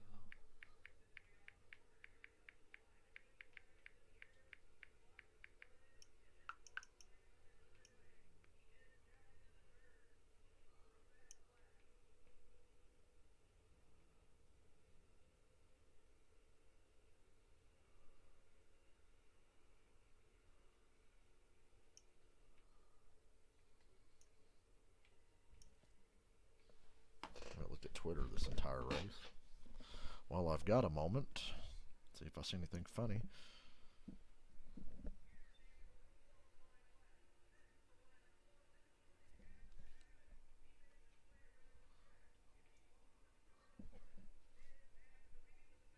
Oh, Jeremy Clements. Oh, man. Jeremy Clements talking shit about Drew Dollar. He said, see, this is what happens when you have guys that buy rides that shouldn't be out there. Drew Dollar enjoyed his crash from the ARCA race so much he decided to get out there and do it again.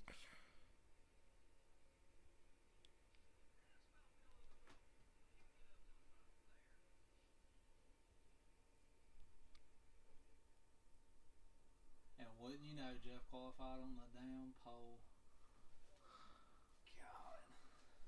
God. Holy shit.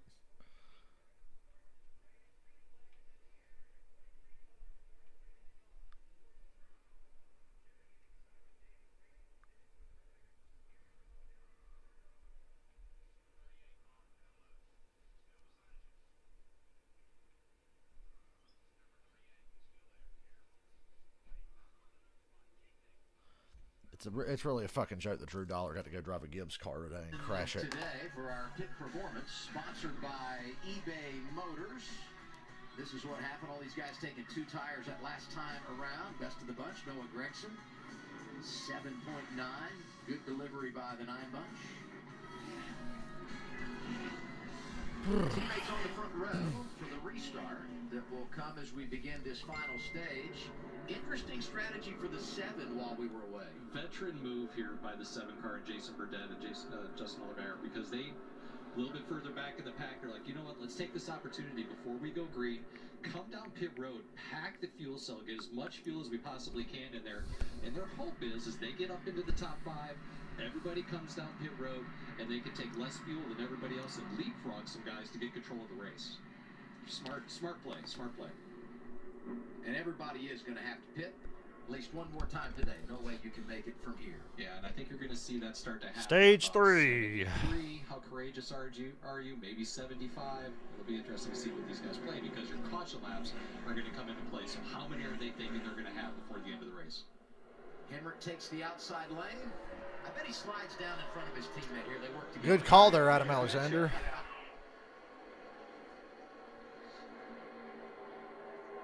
And what I think they'll do too is, once the 16 gets clear, if he gets clear, they'll move to the top. I don't think they'll run on. Yeah, Hill's car's a RCR car, I do believe. The 2 and the 21.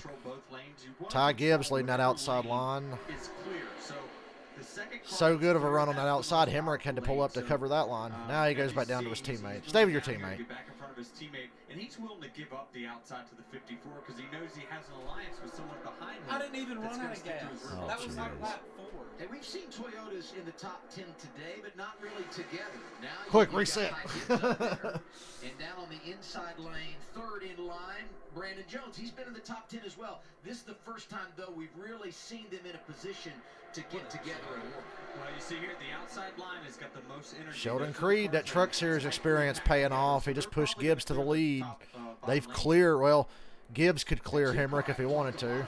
Sheldon Creed won the Truck Series championship. Well, they're not now. Creed backed way off. In the Xfinity Series, running for Rookie of the Year, driving for Richard Childress. And remember, that 2 car. Hemrick, stay on the bottom. Years ago with Tyler Reddick behind the wheel. The outside line's doing a really good job right now. Castle's up there 3rd on that outside line.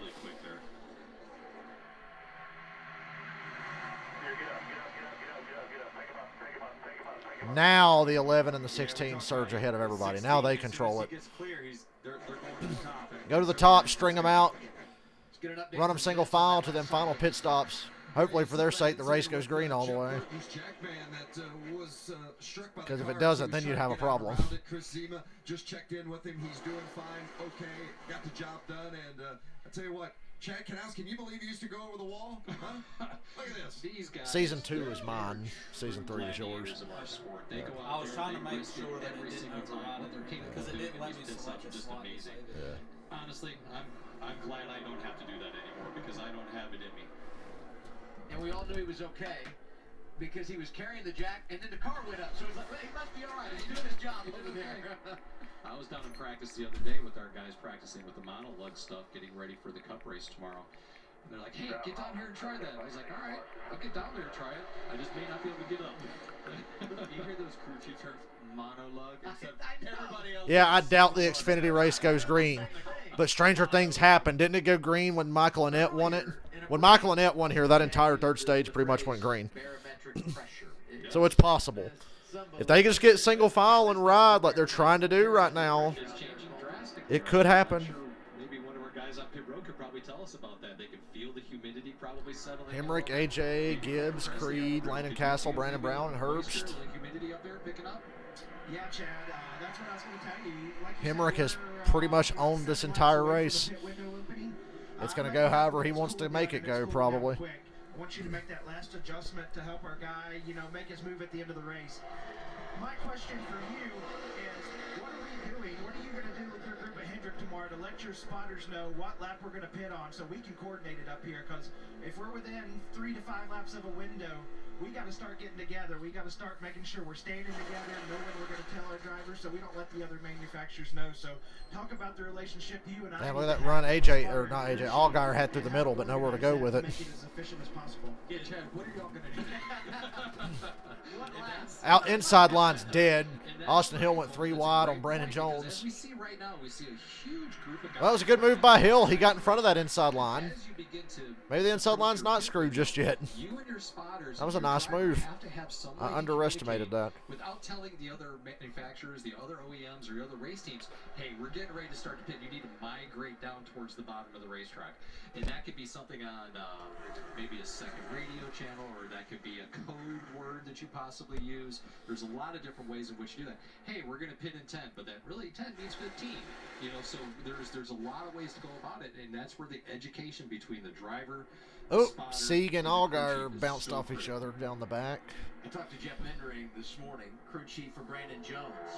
Castle to the inside. Somebody go with him, God damn it! There you go, Brandon Brown. You the man. Yeah. Castle's getting in the same line as his teammates. Now the only car separating a colleague 1, 2, 3 is Ty Gibbs. Oh, Austin Hill, nice move. Austin Hill's making good moves on that inside, getting closer and closer to the front. Oh, well, can't see. Still can't see. There we go. I like the moves that Austin Hill's making. Every one of them's working.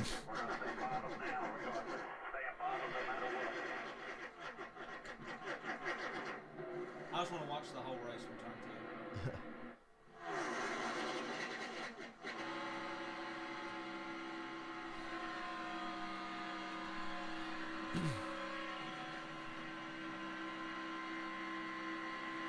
2. Oh, stack up on the bottom there.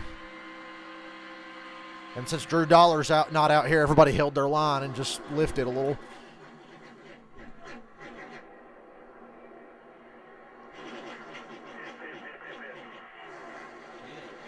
Who was saying pit? What did you pick up in that radio we were listening to, Chad? I don't know what spotter that was, but he said we're staying bottom no matter what from here on out. That means they're getting ready to pit. They're getting ready to come to pit road. Yeah. Just heard the 11 cars coming to pit road, and they're going to come in for the gas and go more than likely. Thing to be aware of, real quick, guys. Well, the colleague cars are going to pit this lap. That's crazy. That's pretty early. That's going to be right on the edge. You should be able to make it from here. Wouldn't you consider that pit road entry as much as the Cup guys do? Yeah. Because they don't have it that often.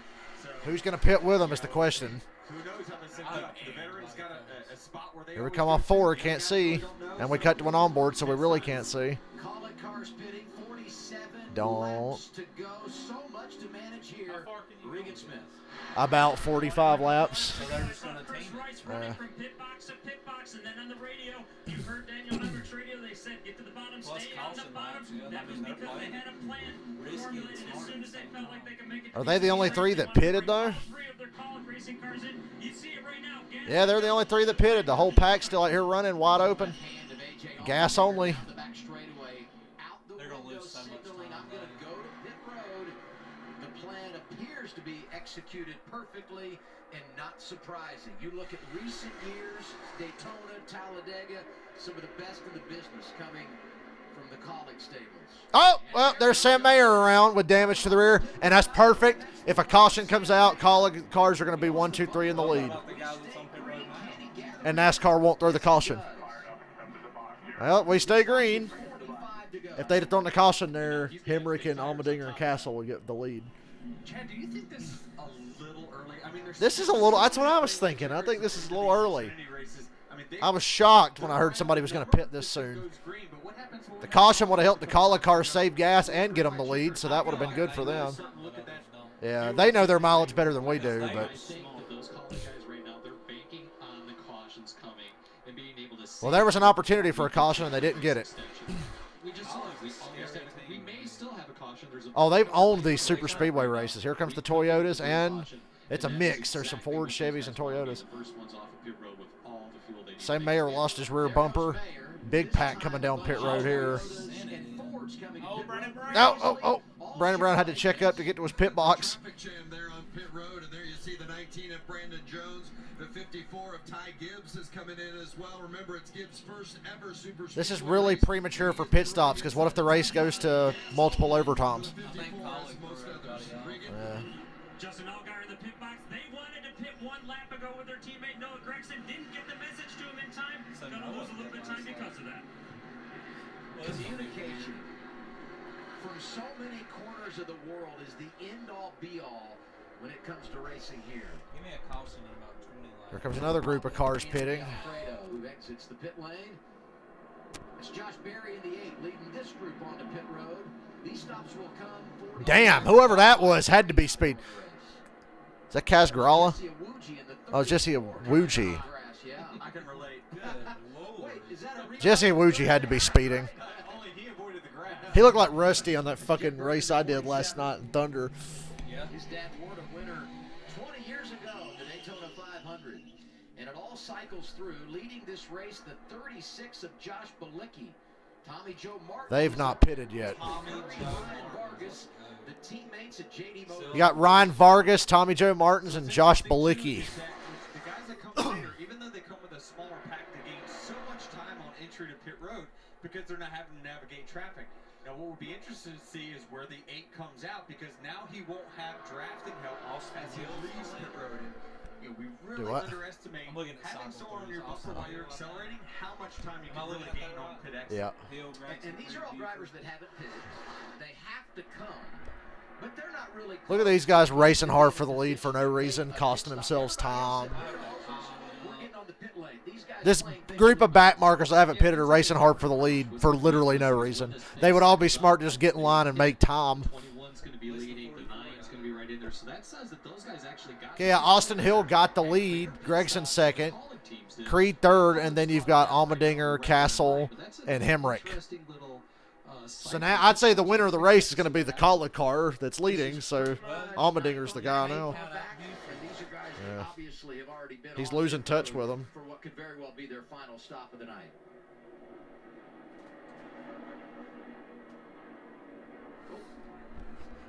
Oh, it was somebody getting on pit road. Yeah. And by the way, he's going to have to come back in and put the bumper cover on. And we saw Jesse Awuji hot coming to pit road. Too fast on pit road.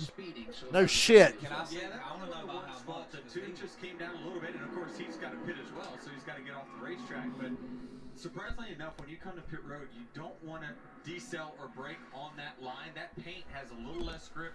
Your car doesn't quite stop as good as it would if it was on pavement. Back marker's still out here leading the race. Through strategy, driving the 36 for Mario Gosling. 40 to go. Josh Bilicki's your leader. Next week in California, they played this exact same strategy and led a bunch of laps, and because of cautions late, parlayed it into a pretty good finish. Yeah, so this, I mean, we've seen varying strategies a lot. So the disadvantage for them is while they are leading, you know, well, actually, an advantage while leading is that they could catch a draft off the cars that have already pitted. Now, since they took fuel only, they won't have as big an advantage. 40 laps to go, and right now it's Josh Bilicki out front. I'm going to run to the bathroom. I'll be back.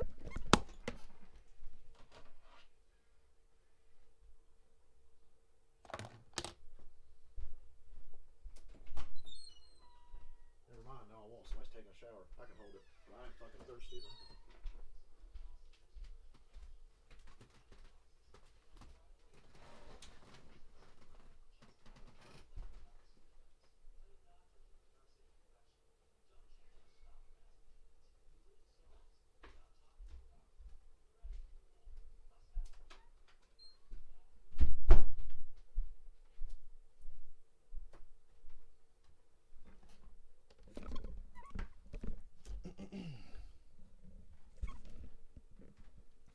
Hill and Noah gained a lot through them pit stops.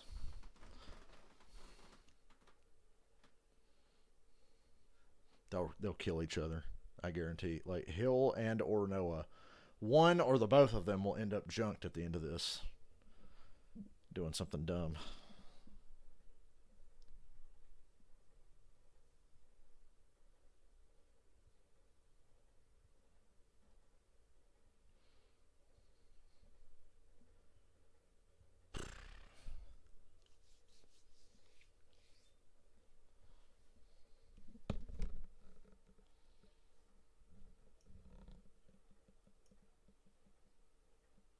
for fuck's sake. Hate this phone.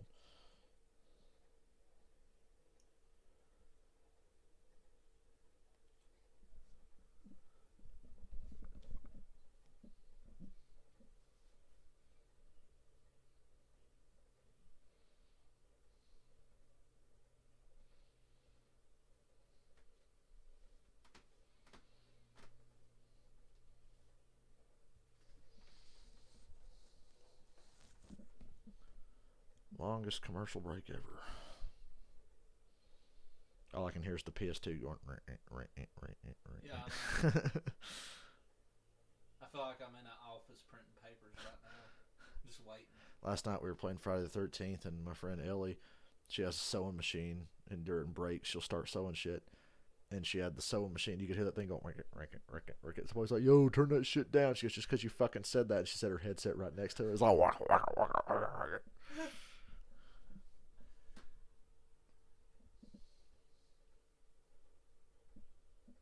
that's how I am online. If you tell me, hey, don't fucking do that, I'm going to do it.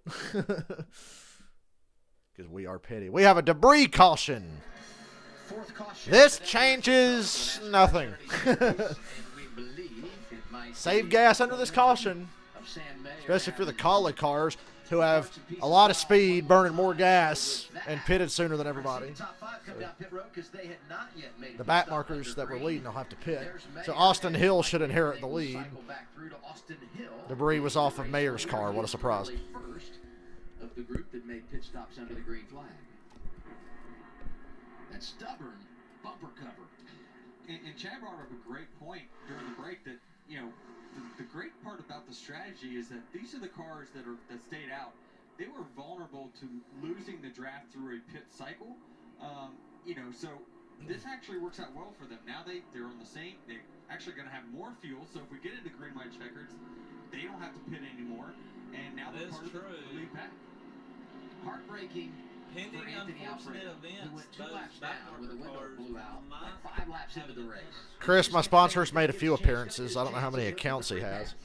He hasn't gotten it all day because Jeffrey Earnhardt got it once.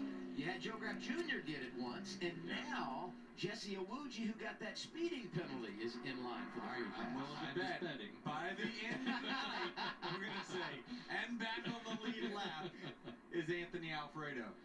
Let's hope. This could be an interesting pit cycle here once they open pit road and get all of the number one car's bumper covers off the track. Here you can watch the number one car's bumper cover come off. Now remember, they just put this back on the car. Per NASCAR rule, you have to have the bumper cover on your car. And if you look far right, if I'm 11th or worse, I'm pitting again and putting 4 tires on it. If I'm outside the top 10, I'm pitting for 4 tires here. I don't think this is like short track racing where 3 cautions and you're out, so I think you're in a good space from there. But the thing that might be interesting here. Just remember that the caution that set the shit show into motion was a debris caution for a bumper cover. These guys come down and potentially get 4 tires right now, get a better handling race car than these guys on old tires, and shoot up towards the front for the end of this thing. It's going to be exciting end. Wow, what great music choice. It's not one I expected to hear today.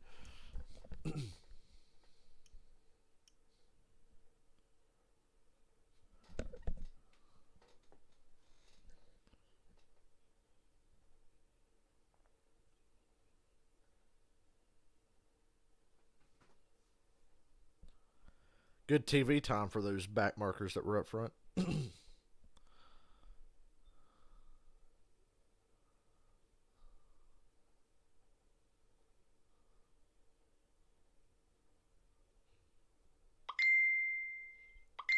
good God, what?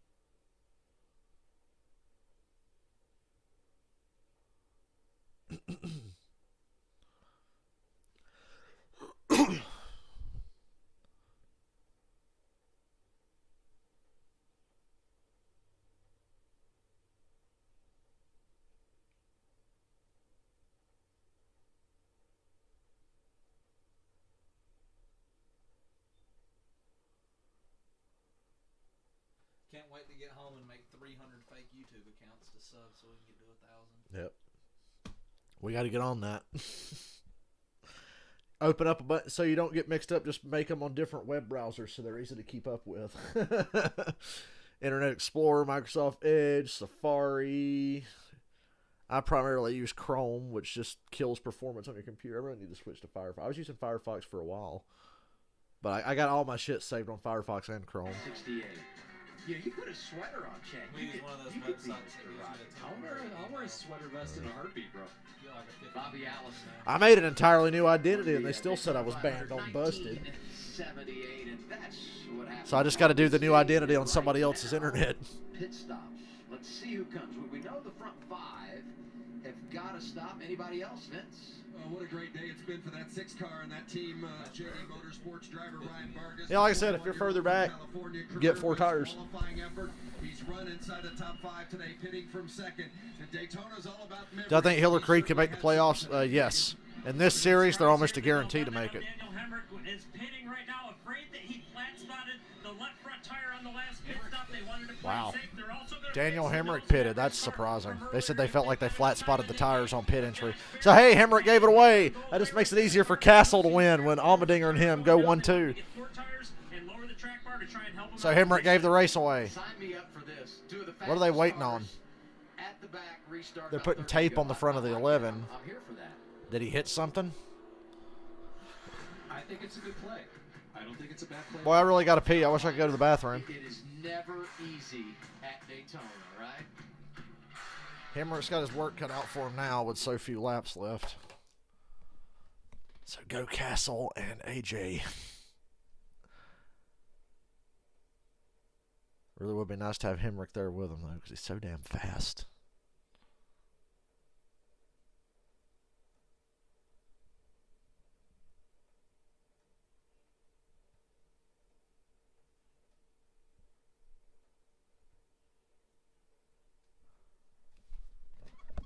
I think it's lightning challenge time. If I can get one in before the next restart. I want to do a Daytona or a Talladega one.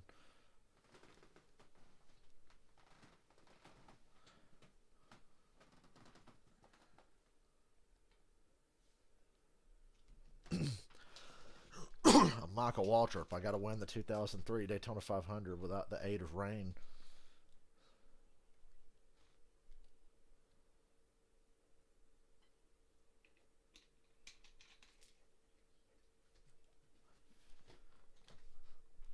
I got to pass Junior before the... Oh, wait, no, Junior's a lap down. So, fuck it. I'll just... Oh, yeah, at this point, Junior's trying to get back on the lead lap. Ooh, shit. So, I'm just trying to use Junior as a fucking draft partner. Junior, run the bottom. Why are you running all the way against the wall? It's a lap car. Well, I remember Junior gets his lap back, and then it starts fucking raining. And because Junior doesn't want to run a good line, I'm getting passed by Jimmy Johnson.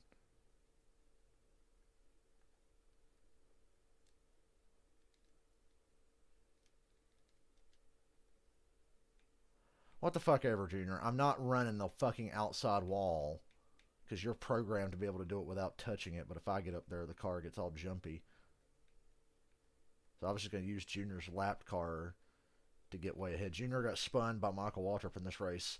Had some damage, went a lap down, gets his lap back, and then it starts fucking raining. Of course. He's still doing the outside. Yeah, look at him. He's like really riding the wall. He wouldn't move down. Because he's an ally, he wants to let me pass him. He wouldn't just stay on the goddamn bottom or the middle and make this easy. Race is about to restart, but I'm on the last lap going down the backstretch.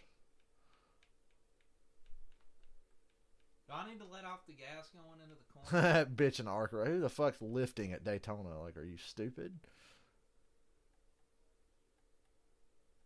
Oh, I thought he was going to get to your quarter panel. There you go. Look, the commercial is Mikey waving bye-bye. See ya. He said, You done? "See ya." Or... We still got to... How come we haven't unlocked those legend ones on this one? I don't know. We saved them. Yeah. We beat all the challenges on this one. Yeah. I guess you got to load them or something. Enjoy the perks. Get a snack. All right, we saw Daniel Hemrick pit. Hey, I can go pee now. I'll be right back. He was caught speeding, but they spent so much time on pit road, he's going to drop to the rear. I'm not sure that's significant. We get the restart here, 30 laps, basically equivalent to one of the first two stages. So what do we anticipate here? One thing I think can't be overlooked is they've had some nose damage. I think putting the tires on the car is great, but they took the opportunity to fix some damage they had, I would assume, from bump drafting, and that could really help the performance of their car. So their car could inevitably have better speed now than what it had prior to the caution, and 4 fresh tires. Well, people underestimate what 4 fresh tires are on super speedways. Now, you may be able to hold it wide open whether your tires are new or old, but it gives you maneuverability to make the move in the gap that you need to hit. You know, when you have fresh tires, you're able to do that. It doesn't slow your car down, or it gives you the confidence to make that move. So I like having fresher tires at the end of the races typically. I would say this too. His crew chief, Alex Yance. Alex has been incredible at both Daytona and Talladega. His success line is remarkable. So the plan that he puts together, you gotta believe, is going to equal success. Here's the lineup for the restart. Austin Hill, Noah Gregson, Allmendinger and Castle, row 2. Gibbs and Buford there in row 3. Row 4, Jones and Herbst. And another Ford back there in row 5, Ryan Sieg. With that, we get to you. Today's Ford Performance Track Facts. Here in Daytona, Fords have won 6 races. Chad Little did it back in 1995. And last time All right, 30 to go. Are you ready for the shit show to begin? Hemrick's going to have to pull off a hell of a comeback to win this one. I don't like his chances. However, I'm sitting in 4th place with 30 to go. Once again, I'm in contention. I've been close this week. He's raced a lot of race cars. He's been around this track a lot. He could be a force to be reckoned with in that calling car. Hill and Noah on the front row. Allmendinger, Castle on the second. A little bit of tire spin from Noah. That gives Hill the advantage, but Noah's got a great push from Landon Castle. I hate that Allmendinger and Castle aren't together. They had to restart on separate rows. Now the outside line breaks up a little bit. Bottom line's looking good. Noah's side draft is going to hold him back a little bit, though. And the push will come back to Noah down the back here. Oh, get up there. Hill throws a block on Noah. If I'm Castle, I'd shoot to the middle and try to shuffle Noah out. The restart's under review. I don't know. I didn't see anything up front that was out of the ordinary. Matter of fact, Noah spun the tires a little bit. He didn't beat Hill to the line or anything. Might have been somebody in the back, maybe. Hill throws a block on Noah. We got a wreck in the back. The 38, Brett Moffitt, Tommy Joe Martins. Big one in the back, just like the fucking truck race. I was looking for the 11. I think he made it through there. That's the bad part about having a problem in the middle of the race or towards the end. And I said to you, the 11's got the back. Nope, the tail's ripped off the back of the 11. Hemrick lost a bumper. Joey Gase, Shane Lee, Jeffrey If they can get that reattached. Wouldn't say this is the big one, but we Hooray for backmarker Rex. Including our defending champ who won stage 1 and stage 2. We haven't lost him. He'll likely be able to continue, but he's banged up and probably not going to be able to pull off the victory tonight.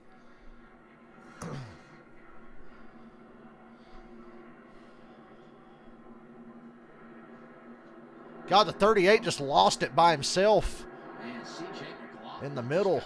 Shot out of the draft there, and when he came back up, all bets were off. Yeah, he got loose, and when he corrected it, just a lot like Drew Dollar. But I could see how the 38 would get loose, where Drew Dollar was just a moron. If it happens early, you can overcome it. Typically, because the field is not really intense. They're not really pushing it. So that's when you make your moves and can get back to the front. But oh yeah, Hemrick's got some left front damage and the rear bumper messed up. So that's when the wrecks usually happen, is when the intensity comes up for everyone towards the end of the race. You know, the grass can get you, but we haven't had a ton of rain here recently. I'm surprised it was. Can you believe we've had a race weekend at Daytona with no rain? Car, and the forecast looks promising tomorrow. Hill made a great block on Noah to keep the lead, and then all hell broke loose behind him. Across the grass, and I don't know how bad that, he got Back it. marker crash. Decent for Tommy Joe. And yeah, Hemrick's car's all jacked up, worse than I thought. Yeah, he's There you see him done. going to that 44. Well, I'm glad I didn't bet on Hemrick. That's Earnhardt in the 24. Earnhardt rated at Daytona. Well, he had the common sense to not do it in turn 4. And we knew it was going to happen. Yeah, late stages of the race. I didn't know Cautions, green cautions. Well, I figured a wreck would happen somewhere. I just didn't think it would be the guys racing for dead last again, like it always seems to be. Your speed early, keep it safe on pit road for everybody out there. Great work once again. Kyle Weatherman involved. He's out of the car and okay. Take care of all the drivers. All the window. The safety crew has a sponsorship now. These guys Trying to put a back bumper on Hemrick's car. They got to work on that left front as well. Infield Care Center. So they're fortunate they didn't have to, well, they're cutting the bumper bar off there. If they get that tail reattached securely, this day's not over. He may not be in a position to go out there and win, but he can at least go out there and get some valuable points as we start to continue to eliminate More cars wreck, he might win. Top, we know he's get fast. Back up into the top 10 and get a good point stay. And he's already had a pretty good point stay because he won stage 1 and stage 2. Salvaged something. Aren't you glad we only give them like 5 minutes to fix their shit so they go out there like Sam Mayer and drop a bumper on the track and bring out an unnecessary caution? Just like every car that survived this wreck with just a little bit of damage is about to do.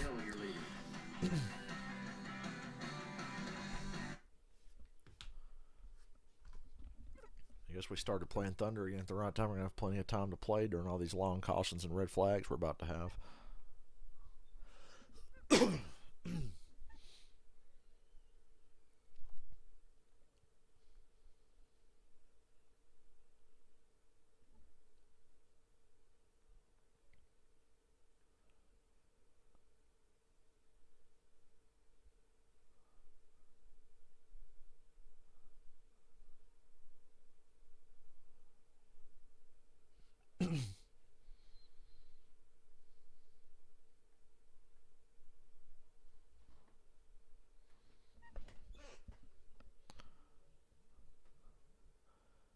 Yeah, you missed the spawn. You just missed him. I'm sure he'll be back.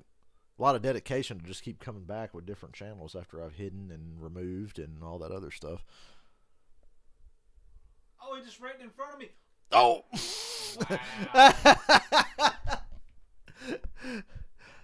Arca level reaction time there. And that's going to put me another lap down. If we get one of these long breaks, I'm going to do like a little 5 or 10 lap race at Daytona and start like 20th and There's no get to the front. There's no caution? Did I miss something? Are cautions turned off? Did you turn cautions off? No. Huh. Shouldn't be. Interesting. Oh, no, wait a minute. Remember the big one earlier? They didn't throw a caution. I just thought about that. Maybe cautions are off. Tomorrow at 2:30, which means 3 o'clock. Because it's got the longest opening ceremonies ever. But sometime between 2:30 and 3 tomorrow, I'll be on here for the Daytona 500. Race day, 11 o'clock tomorrow morning Eastern time, right here on FS1. We move to Fox at 1 o'clock. Looking forward to a huge day as we celebrate. Only on Fox. Austin Hill's very good. Austin Hill's a very talented driver. Going for his 4th win. It's Denny time. In NASCAR's Super How Matt Kenseth saved that car at the end of the 2016 500, I'll never know. It certainly was a great final lap for me to come from 5th to win that one. Everyone had a special meaning to me. We've been winners of the 2 closest finishes in Daytona 500 history, but yeah, we've been very fortunate. The other day at Media Day, Chad, I asked Denny, which win was your favorite? And Denny's like, well, when we won the closest here in 16. Anyway, he went on to tell me about every one of them. My point is, you know as well as If RCR's Cup teams ran consistently like their Xfinity teams are capable of running, they'd be okay. It could set up a career. This is a career victory for a lot of folks. But to be able to win it 3 times is just unimaginable for a lot of people in our industry. So it's a big deal. It's a big deal for the team. You get to stay over. You hang out. Your car goes into the museum. They take a bunch of photographs. They do the cool things when you win this race, and it carries that momentum, and it gets you into the playoffs. It is a big breath of fresh air. It's a relief when you walk out of here with that trophy. Wait, I've got a nugget for you. Okay, I love that. I know, right? So did you know on this date in 2000? Denny Hamlin's shirt have a secret message written in Braille on it? Is that what he's wearing? But Chad took the day off. Where were you? I was sitting on my sofa, to be honest with you. I actually had a really interesting trophy that I had gotten from the Lowe's group. It was the Couch Chief Award for helping the guys win that race. Well so done. good home. Well done. Chad Knaus got suspended a couple of days before the 06 Daytona 500 for trying to cheat. Jimmy Johnson wins the Daytona 500 anyway with Darian Grubb as the crew chief. I wonder what Denny Hamlin's shirt says in Braille. Somebody get back to me on that. Man, we need a light for you. It's getting dark on the spotter stand. Hey, it's dark over here. As on the spotter sun stand, sets but, at Daytona the track's Beach. really lit up right now. I think we're going to see a lot more sparks here tonight. I think the interesting thing that I'm looking for right now is what is the unseen friendships that we're going to see. Now we have a collie car out. Numbers are starting to get in favors as other people. We got more teammates that have more numbers. Who knows? You might see a Ford work with a Chevrolet. We've seen the 39 and 98 Fords tonight be fast, so they might be developing some unlikely friendships, and I think I'll start to see them develop behind me.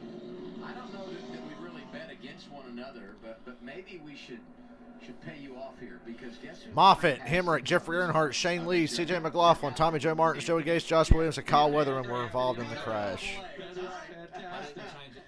Good, he deserves it, man. All race. He stuck it out. He worked his way through it. He got himself in position.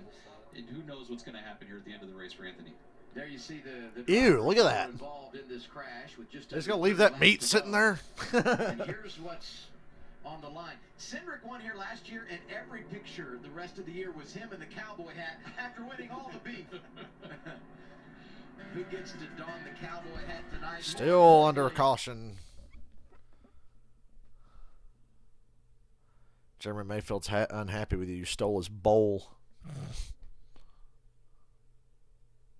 He had some pretty cool Mountain Dew paint schemes back in the day. He's going to body slam you. Here he comes. Oh, he's mad now. He's tweaking.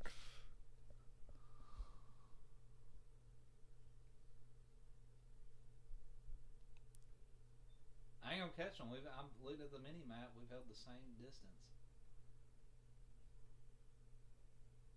I ain't made up a single spot. How come you always wreck people with Brett Bodine? What did Brett Bodine ever do to you? You a Darrell Waltrip fan or something? How can they have Hooters on this car but not on the Alan Kulwicki car? That's a good point. Yeah, and NASCAR Thunder 04, Brett Bodine has Hooters on his car, and you can unlock Alan Kulwicki, but he doesn't have Hooters on his car. That don't make no sense. What's that other sponsor Kulwicki had that had a way cooler paint scheme? Corey LaJoy ran the throwback when we were at Darlington last year of it, and it was amazing. When they run throwback schemes, are they going to be allowed to move the number back? Because how are throwback schemes going to work? I don't know. Maybe we just see throwback schemes with the numbers. I saw somebody did a mock-up of like Dale Jr.'s 02 car with the number moved forward. It actually looked pretty cool. It was one of them cars over there with the 8 moved forward. They should let him do it for Martinsville. Am I going to stream SRX again? Probably.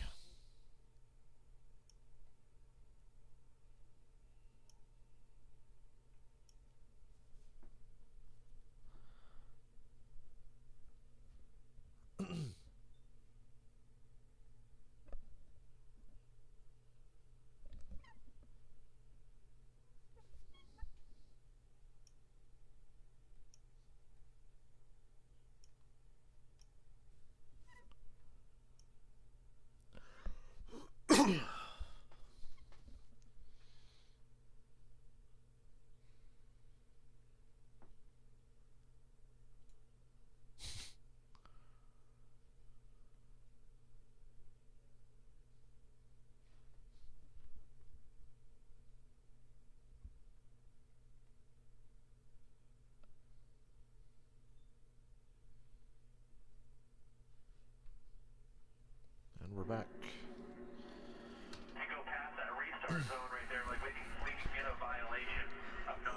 They're giving Austin Hill a warning about the last restart.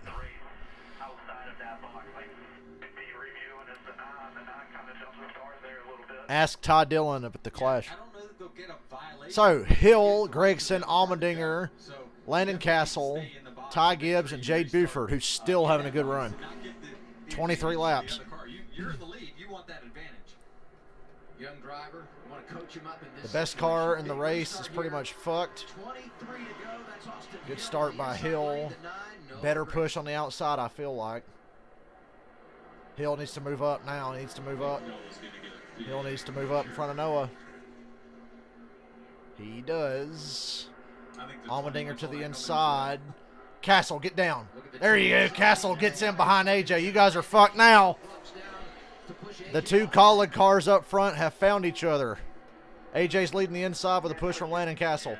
Come on, baby. The pushing is just going to get more and more intense as this race goes on because people, the spotters are letting them know 20 to go, 15 to go. Like that's when you start to see the driver say, okay, well, I'm not riding anymore. And when you see a hole, you got to take it. And a lot of times, you find when you're in the middle of the pack, a lot of the moves you can make is through the middle. The middle has got AJ's the leader. That outside line's got a great push coming there with Austin Hill and Noah. I'm glad Hill's leading it. Stay with your teammate, AJ. No matter what, stay with your teammate. So they don't have to come back to pit road if we do go into overtime. So this is really an interesting spot right now. No fuel savings. Everybody's going for it at this point. All the drivers that went to the infield care center have been released, and those drivers that were banged up in that last crash that came down went on the crash clock. Castle getting down behind AJ was really key.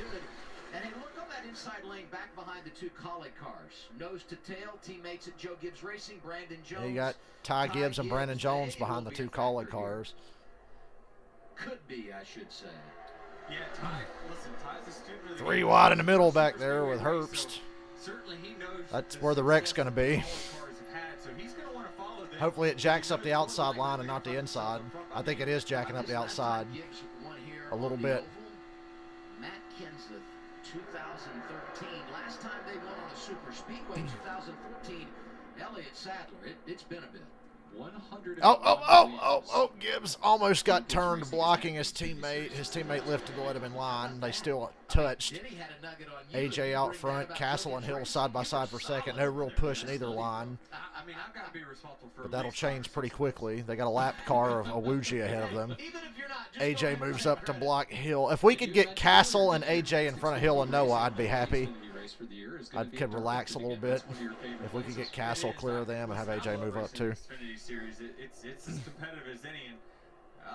That lap car's fucking up the inside line. Business is picking up. What's up, Vince?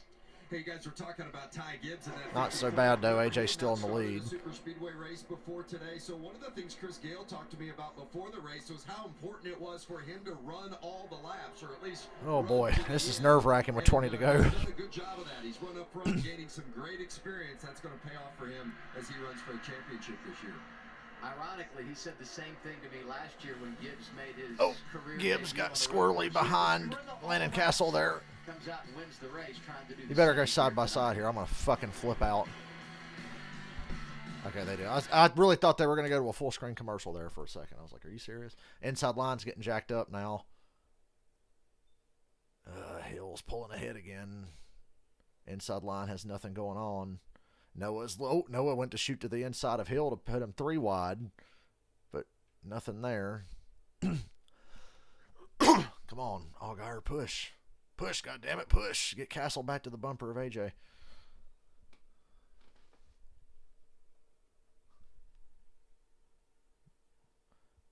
Colleague cars and super speedways, man. Although they're going to have a hard time tonight with Hill and Noah. I don't think Hill and Noah are committed to working together, but they're doing a good job maintaining for now. AJ stay on the bottom. Couldn't get clear of Hill.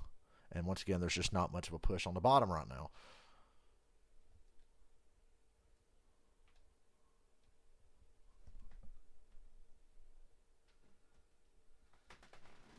That was miserable. You do that, have fun. Oh, Buford. I thought Buford was losing it. That would have been a wreck on the straightaway.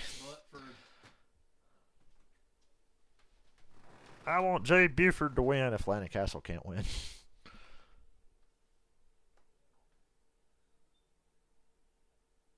Top line's getting a distinct advantage now.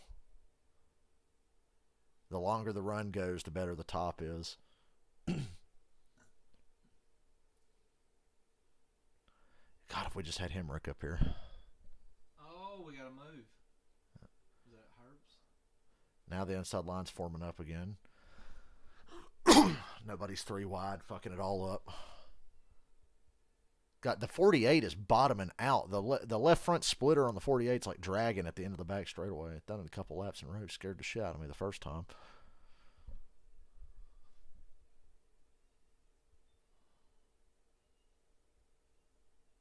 Oh, there they go. Oh.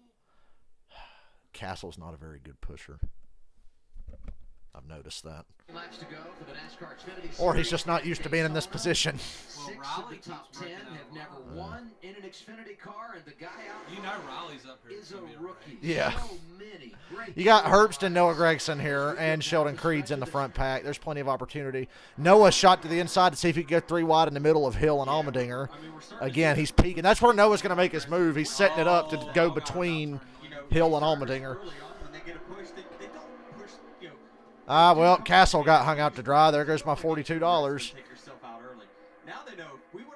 God damn it. Why'd they hang out Castle of all fucking people, man? Why did you hang out Landon Castle? The anxiety level going up on the spotter stand, Coleman? Adam, I'll tell you, it's more exciting than actually spotting the race. I'm so nervous up here watching these people. First thing I'm noticing, if I'm AJ Allmendinger spotter, I'm letting them know that the 7 cars went middle of 3 for his last 4. Somebody's really dedicated to posting those things in my chat. All the 7 and 9 are Nope. bagging the 16. Allmendinger going to take the lead with a push from Allgaier.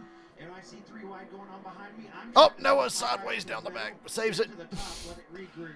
But first off, You got square. That's Jeb Burton up here in the 27. Get up there and help your old teammate. Can Castle make the comeback, or did he just lose the entire lead pack? I think he lost the lead pack. Ryan Truex in the 26 is in the lead pack. Castle's at the tail end of the inside line.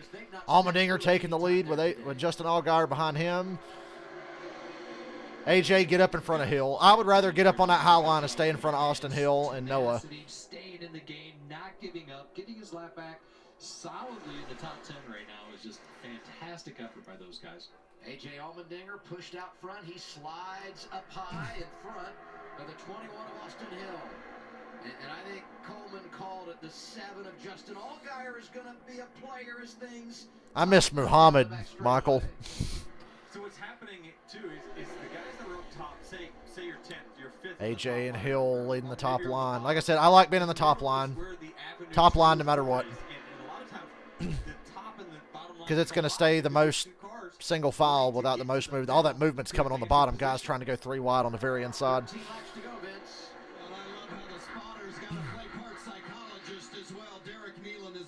For Austin Hill in that 21, and when Allmendinger went past Hill and slipped Hill into the 2nd spot, Nealon came on the radio and said, "We're fine, don't panic, we've got a lot of room left." Landon Castle's just not a very good pusher.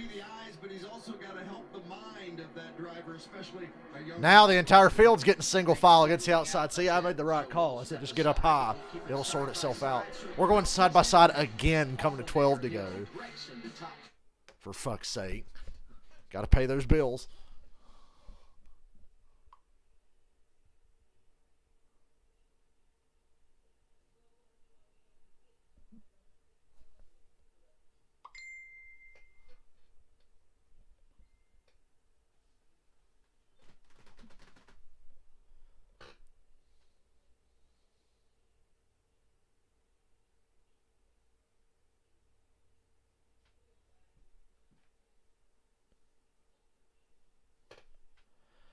Noah Gregson's going to play the part of Brian Vickers here, and when Hill goes to make his move on AJ, Noah's going to move a second too late and hook him into both of them.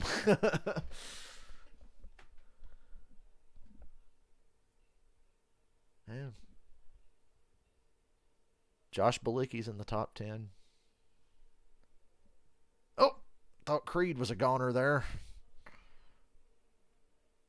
Am I wrong for wanting Riley Herbst to win this race? Yeah, I kind of want Riley Herbst to win. I said he would win a race. I called that yesterday. I said I think he wins a race this year. Car's too good for him to not win. And Cindric and the 22 are not in this series anymore, so come on. Daytona's autopilot.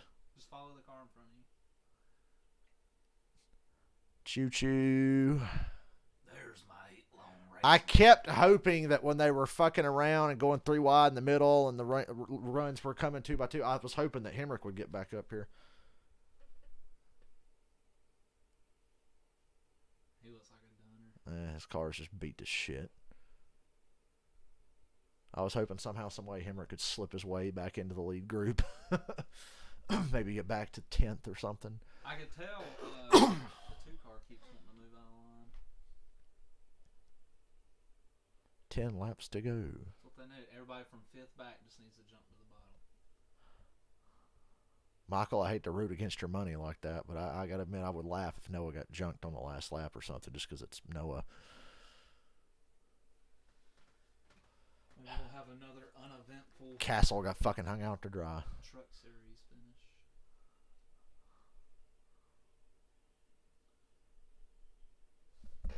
Yay, let's not go side by side again for the rest of these 9 laps. Can we manage that? Can we go 9 laps without going back to commercial? Gregson, Riley Herbst, and Sheldon Creed, your top 5. A lot of youth up there as we hit 9 laps remaining. And you would think at this stage of the race that heart rate has got to be climbing. I'm worried about some shit coming off the 11 car. Yeah, but keep an eye on it. It's going to get higher. So, as we can see, it's already creeping up into the 140s. So, it's going to get higher and higher. I mean, you know, once these guys start dicing it up, that's when it really goes through the roof. But as we're seeing the call right now, there's not too much anxiety going on. But, you know, Chad, where's this run going to come from? I mean, I think the top 5 are content to let's see what happens up until 1 or 2 to go. But 7, 8, they got to know that they ain't going to win it from there on the final You're lap. 100% correct, Danny. Danny, I agree. The energy is going to start somewhere, and it can't form up on the last lap if you're running 7th or 8th. So these guys are going to start to poke their nose out, see if they can get a little energy from the car 8 to go, still single file. I really think that number 2 car. AJ has a little trash on the grill. Hopefully that doesn't get too out of hand. They're going to be able to work together, drop down. That'll slow down the guys ahead of them, and they'll pull some with them. So on the graphic, 5 of the top 10 have never won. Noah Gregson not in that category.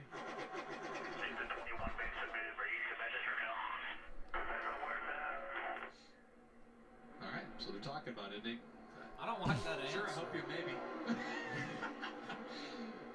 Maybe, and if I feel like it's going to benefit me, I'm with you, buddy. They asked me in the media center earlier this week. They said, time you know, to figure out what do you think? You help your players? Help? Yeah, I help people, but I think Herbst and Creed were testing backing up to each other and making a run just now. I think they were testing it out. We just heard that radio audio. I've been watching the 2 car the last 2 laps. He gets in the middle of 1 and 2. He drops anchor. He backs up to his help, tries to build that energy. I can see something playing out here in a couple laps where he gets that run down the back straightaway. He's going to pull to the bottom.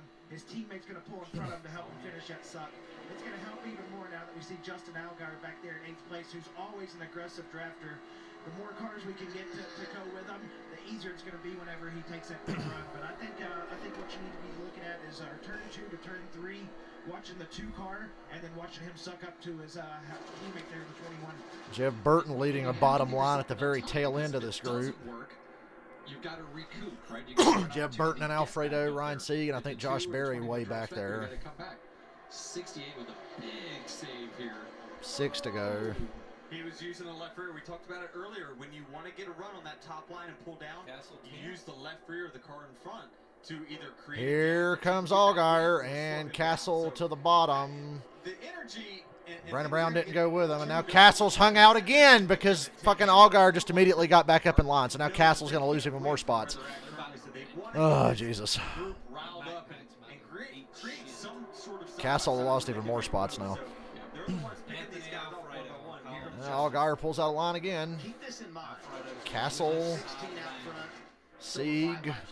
There's a bottom line coming if they can just get to Allgaier. So the 10 goes and he moves and then he goes back. The guy on the wrong end of that deal both times, AJ Allmendinger. I mean, He's got to feel like the place owes him one. And inside the car, I mean, it's got to... 5 to go. It's a shame we ain't going to get that 3 wide colleague finish again. There is a good bottom line coming now. The guys in about 3rd to 5th place are actually going to start looking behind them to see how close Allgaier's getting. Noah said he's going to wait and see if it advances. Yeah. Get ready to back up a little bit. Noah's starting to plan his run. He's starting to think about, I'm happy can with I get anybody anybody on on the the top 21, make him take position on the 16, and then can I take position on him and capitalize? So this Castle might not be done yet. Him and Allgaier are making some ground. Someone's got a real... But it's going to take another car or two jumping from the top to get in front of them to drag them forward. Austin Hill, Riley Hurt, Shelton Creed. 4 to go. Josh Palicki. These are drivers that have never won in the Xfinity Series. To do it here in the biggest race, how special. I wish Adam Alexander would shut up. In position. So there's a way AJ can... They'll go eventually. As long as they stay there in the next 2 laps, What will happen, some guys will go down. he knows that the 21 is going to... 48 and the 31 and the 2 should do it right now. To that and back up to the 21. What that does then creates the 9 pushing the 21 and It's getting closer and closer. Every time they show that camera shot in turn 3, you see Allgaier getting into the frame. that allows AJ to have more time to react to which lane do I want to choose now. He's almost in the top 5. He's about Allgaier's about to get in the top 5 on that bottom line. I guarantee that's what Noah's waiting for. He's waiting for Allgaier to get a little closer. 3 to go. Here's 9 team radio. They're waiting for Allgaier. Oh, there's Sheldon Creed goes to the bottom. Get down there, Creed. And now Noah goes. Uh-oh.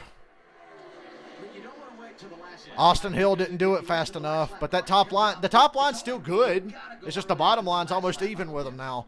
Yeah, I mean, if I'm 6'7", I'm racing to the white flag. Now we're 2 by 2 from second on back. Oh boy, Noah's got to the inside of AJ. AJ shows on the top.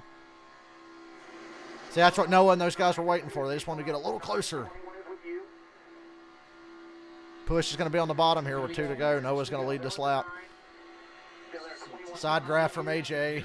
is you'll get a third lane that's going to form up on the top side, and that'll break up that outside groove, and that'll give the lead. There is a third lane trying to form up. And watch for the guys. You're just going to have to lean on the door of the car inside of you, which is what AJ and Hill are doing. Noah's slipping up off the bottom.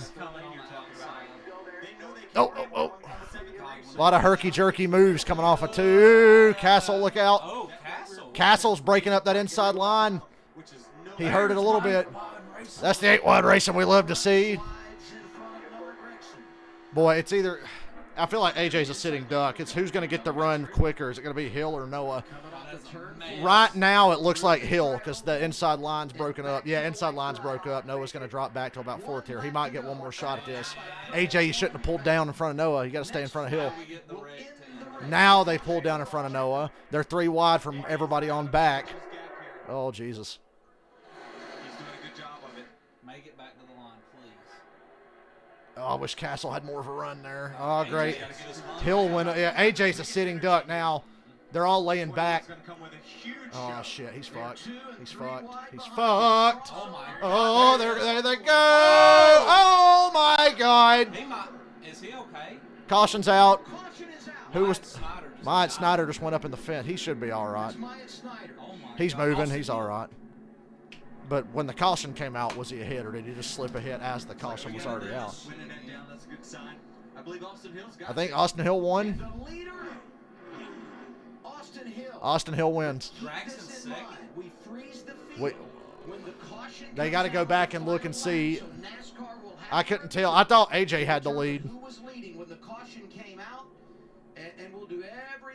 Remember how quick they were with the caution last night, so... Everybody's favorite, the last lap crash, who was ahead at the time of yellow. Sounds like Austin Hill. That was a ride. That's the scariest hit into a fence I've ever seen. Thank God it was on the backstretch. He was looking at the track. Yeah. Once again, for the safety provisions, they just enforce Ooh. consistently on these race cars. That was terrifying. We saw it coming. That top lane. I was hoping we'd get back. I thought we had a chance at racing back. But if they see a car get upside down, they're going to throw the caution immediately. That was very... He is the winner. First career victory. Austin Hill is the winner. In his rookie season It's Austin Hill who gets it done. Oh, look, Anthony Alfredo. Behind him. That's just a bad Alfredo never saw a wreck he didn't want to be a part of. And then that car just fucking shreds into the fence. airborne, but it's But the cockpit is well. The key thing is the cockpit is totally intact on that car. But it's great to see. Well, that's like Chad terrifying. talked about, the That was like safety a war innovations zone of these right cars. there. You know, to see my Great move by Hill here. Perfectly timed. God. And I would be anxious to see how close it was at the time. When does the car? look at the lights? Whew, it had to be really close. It has to be close, and yeah, it looks like it's Hill. Out at that point when they left God. our screen, so he was clearly There's ahead by nothing the time left he left the of that bottom of car. your The monitors motor's on not in it television. or But nothing. You could make a custom die unfortunately, cast of the that back of the 31. Be 31. real easy. Just chop it in half. Issue. Chop the back end and the front end off. There's the rear axle and everything. Oh, look at that car. Look at the grass. What car? There's not a car left. The engine's gone. Oh, wow. The engine's gone. I mean, Kyle Larson's first Xfinity wreck, when Kyle Larson hit the fence at Daytona in 2013 or 14, his car looked a lot like that. Years ago. Kyle Larson. Yeah, they just mentioned the Larson wreck, yeah. Yeah, Austin Hill was the winner. Austin Hill having a good time on that turf down there I was commenting on earlier. Landon Castle totally let me down. What are you doing, man? I got the RCR for one thing and one thing only, baby. That's to win races. love it. clean Love the car, too. enthusiasm. Yeah. Austin Hill is such a deserving driver to have a great team like RCR behind him. Really. Yeah, RCR is going to have a monster year in Xfinity this year with Hill and Creed. That's great. And he gets to bring home a trophy. And here comes his team out to celebrate with them at the start-finish line. This is a photo that these guys will remember for a lifetime. Wow. And now 3 of the last 4 races decided on a last lap pass. And I didn't get as scared about the 31's wreck there as I did Newman's, because Newman's was like caved in, driver's side roof and door. His was going into the Yeah. didn't get hit again or nothing. You could see the roof and the sides of the car were intact, so I'm like, he's probably okay. And not only does he win at Daytona, where he's already won in the Camping World Truck Series. I'm sure everybody on the front stretch is relieved that happened on the back stretch. Hill, Gregson, Allmendinger, Herbst, Sheldon Creed, the top 5. Alfredo and C. I don't know if that's going to be the final scoring or not. Excuse me, guys. We haven't commented on tonight in front of a great crowd. Really, really great crowd here at Daytona International Speedway tonight watching this Xfinity race.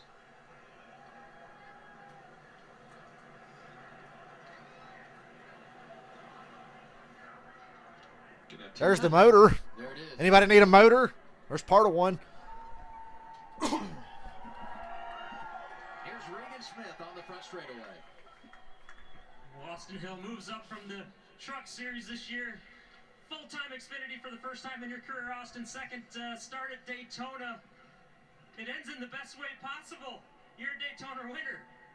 Alfredo got 7th out of that. Me and Derek Nealon worked really well on my spotter. Ryan Truex finished 12th. I was learning all night. I kept telling him, I was like, hey, I'm just putting that in the bank. I'm putting that in the bank. You know, I'm just putting that in the memory bank to remember for late in the race. So Yaley we 13th. timed it perfectly. Jeffrey Earnhardt top Obviously, 15. that caution came out, but we had a heck of a run. So who knows what would have happened there. But I was able to drag back. 98 gave me a heck of a push. We were able to get by him, and this is so crazy. I mean, won it back in 2019 with a new team.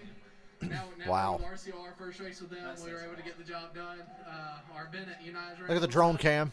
Just as fast as Xfinity Internet. So, man, I'm speechless. Andy Street, Richard Childress, just all these guys back at RCR for believing in me. It's been a fun off season, and now we get to go race for a championship. That's the most Austin Hill, your Daytona Xfinity winner.